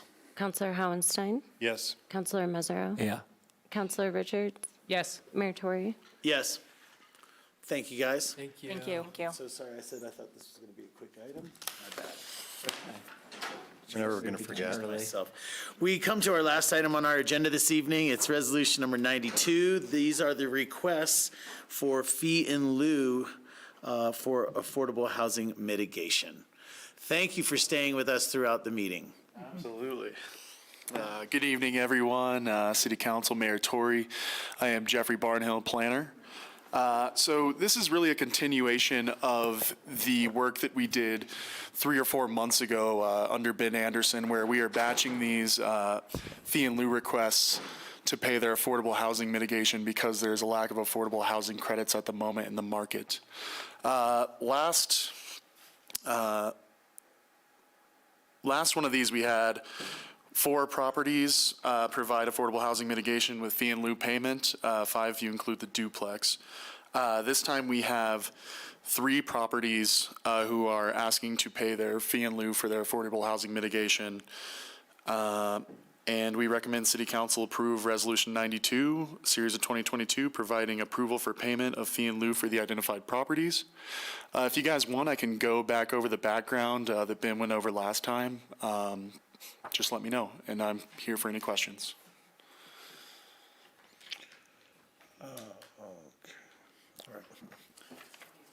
Questions?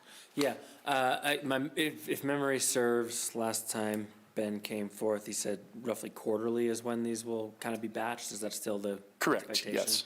Got it. And are there's 0 credits on the market right now? There's still around 40 FTEs out there, but they are all tied up in different projects.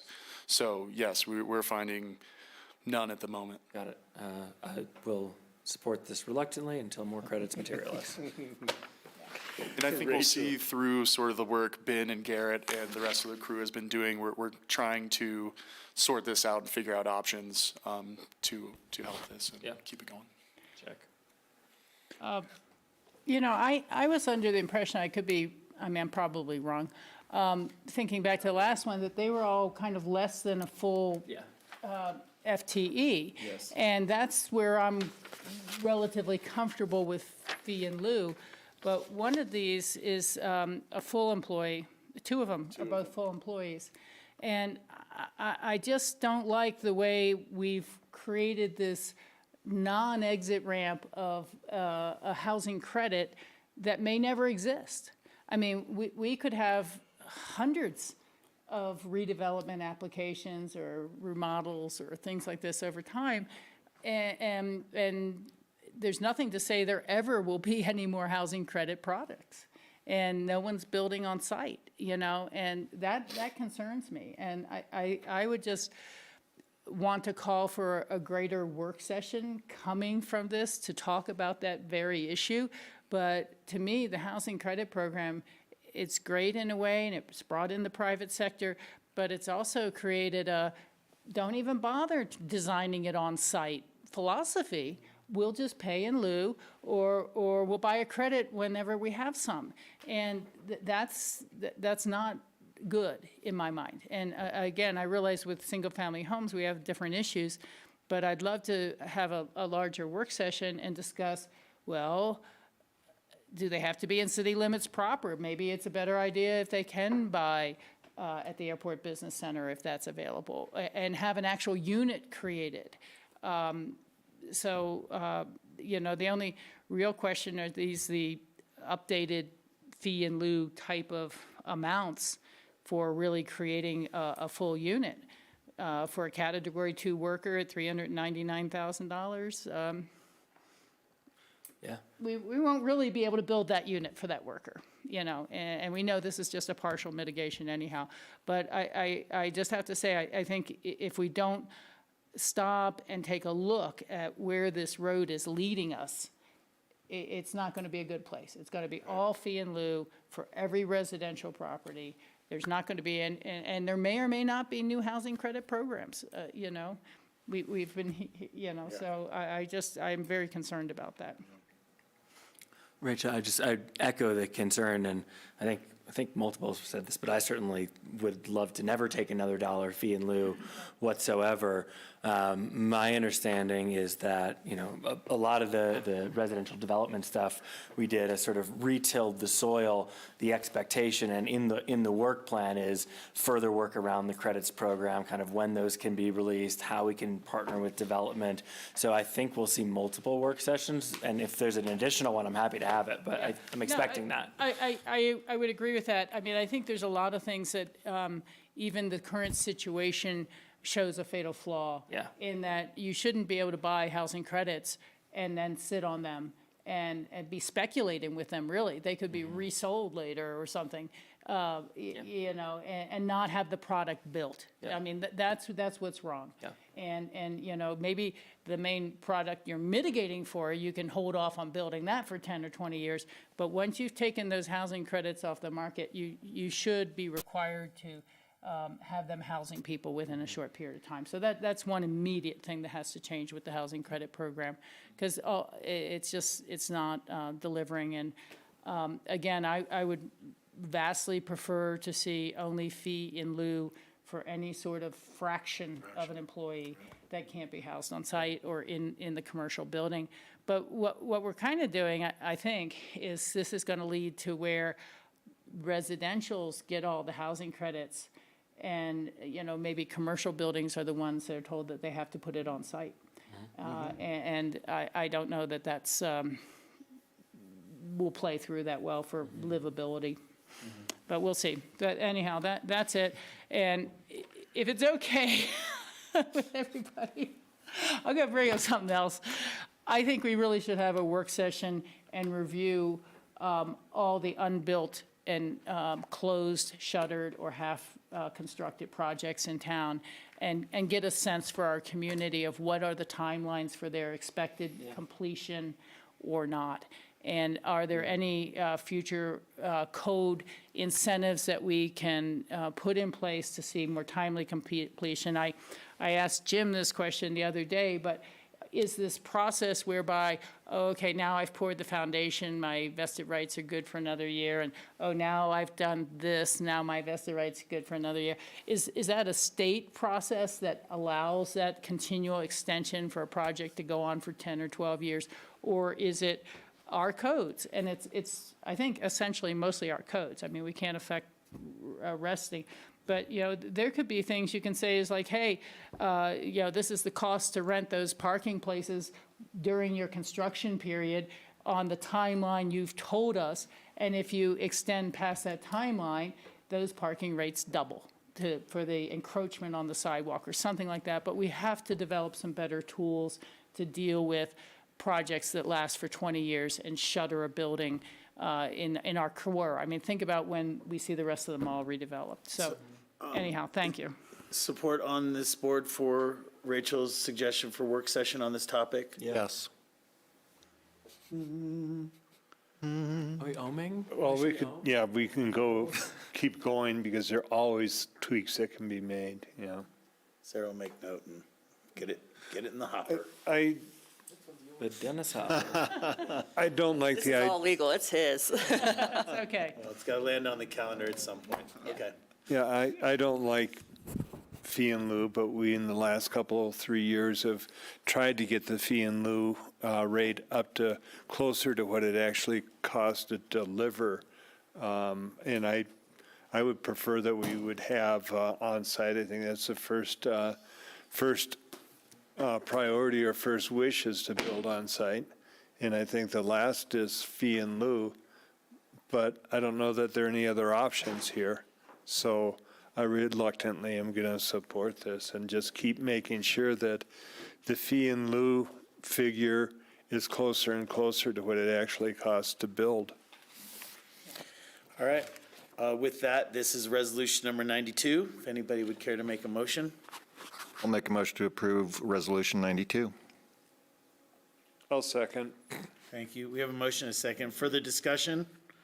Can we have a roll call vote for resolution 92, please? Counselor Doyle, Yes. Counselor Howenstein, Yes. Counselor Mesereau, Yes. Counselor Richards, Yes. Mayor Tory. Yes. Do you accept the motion to adjourn? And thank you again for your patience in being here I'd all like to night. make a motion to adjourn. Thank I'll you. second. We have a motion and a second for adjournment this evening. Any discussion? Could we have a roll call vote for adjournment, please?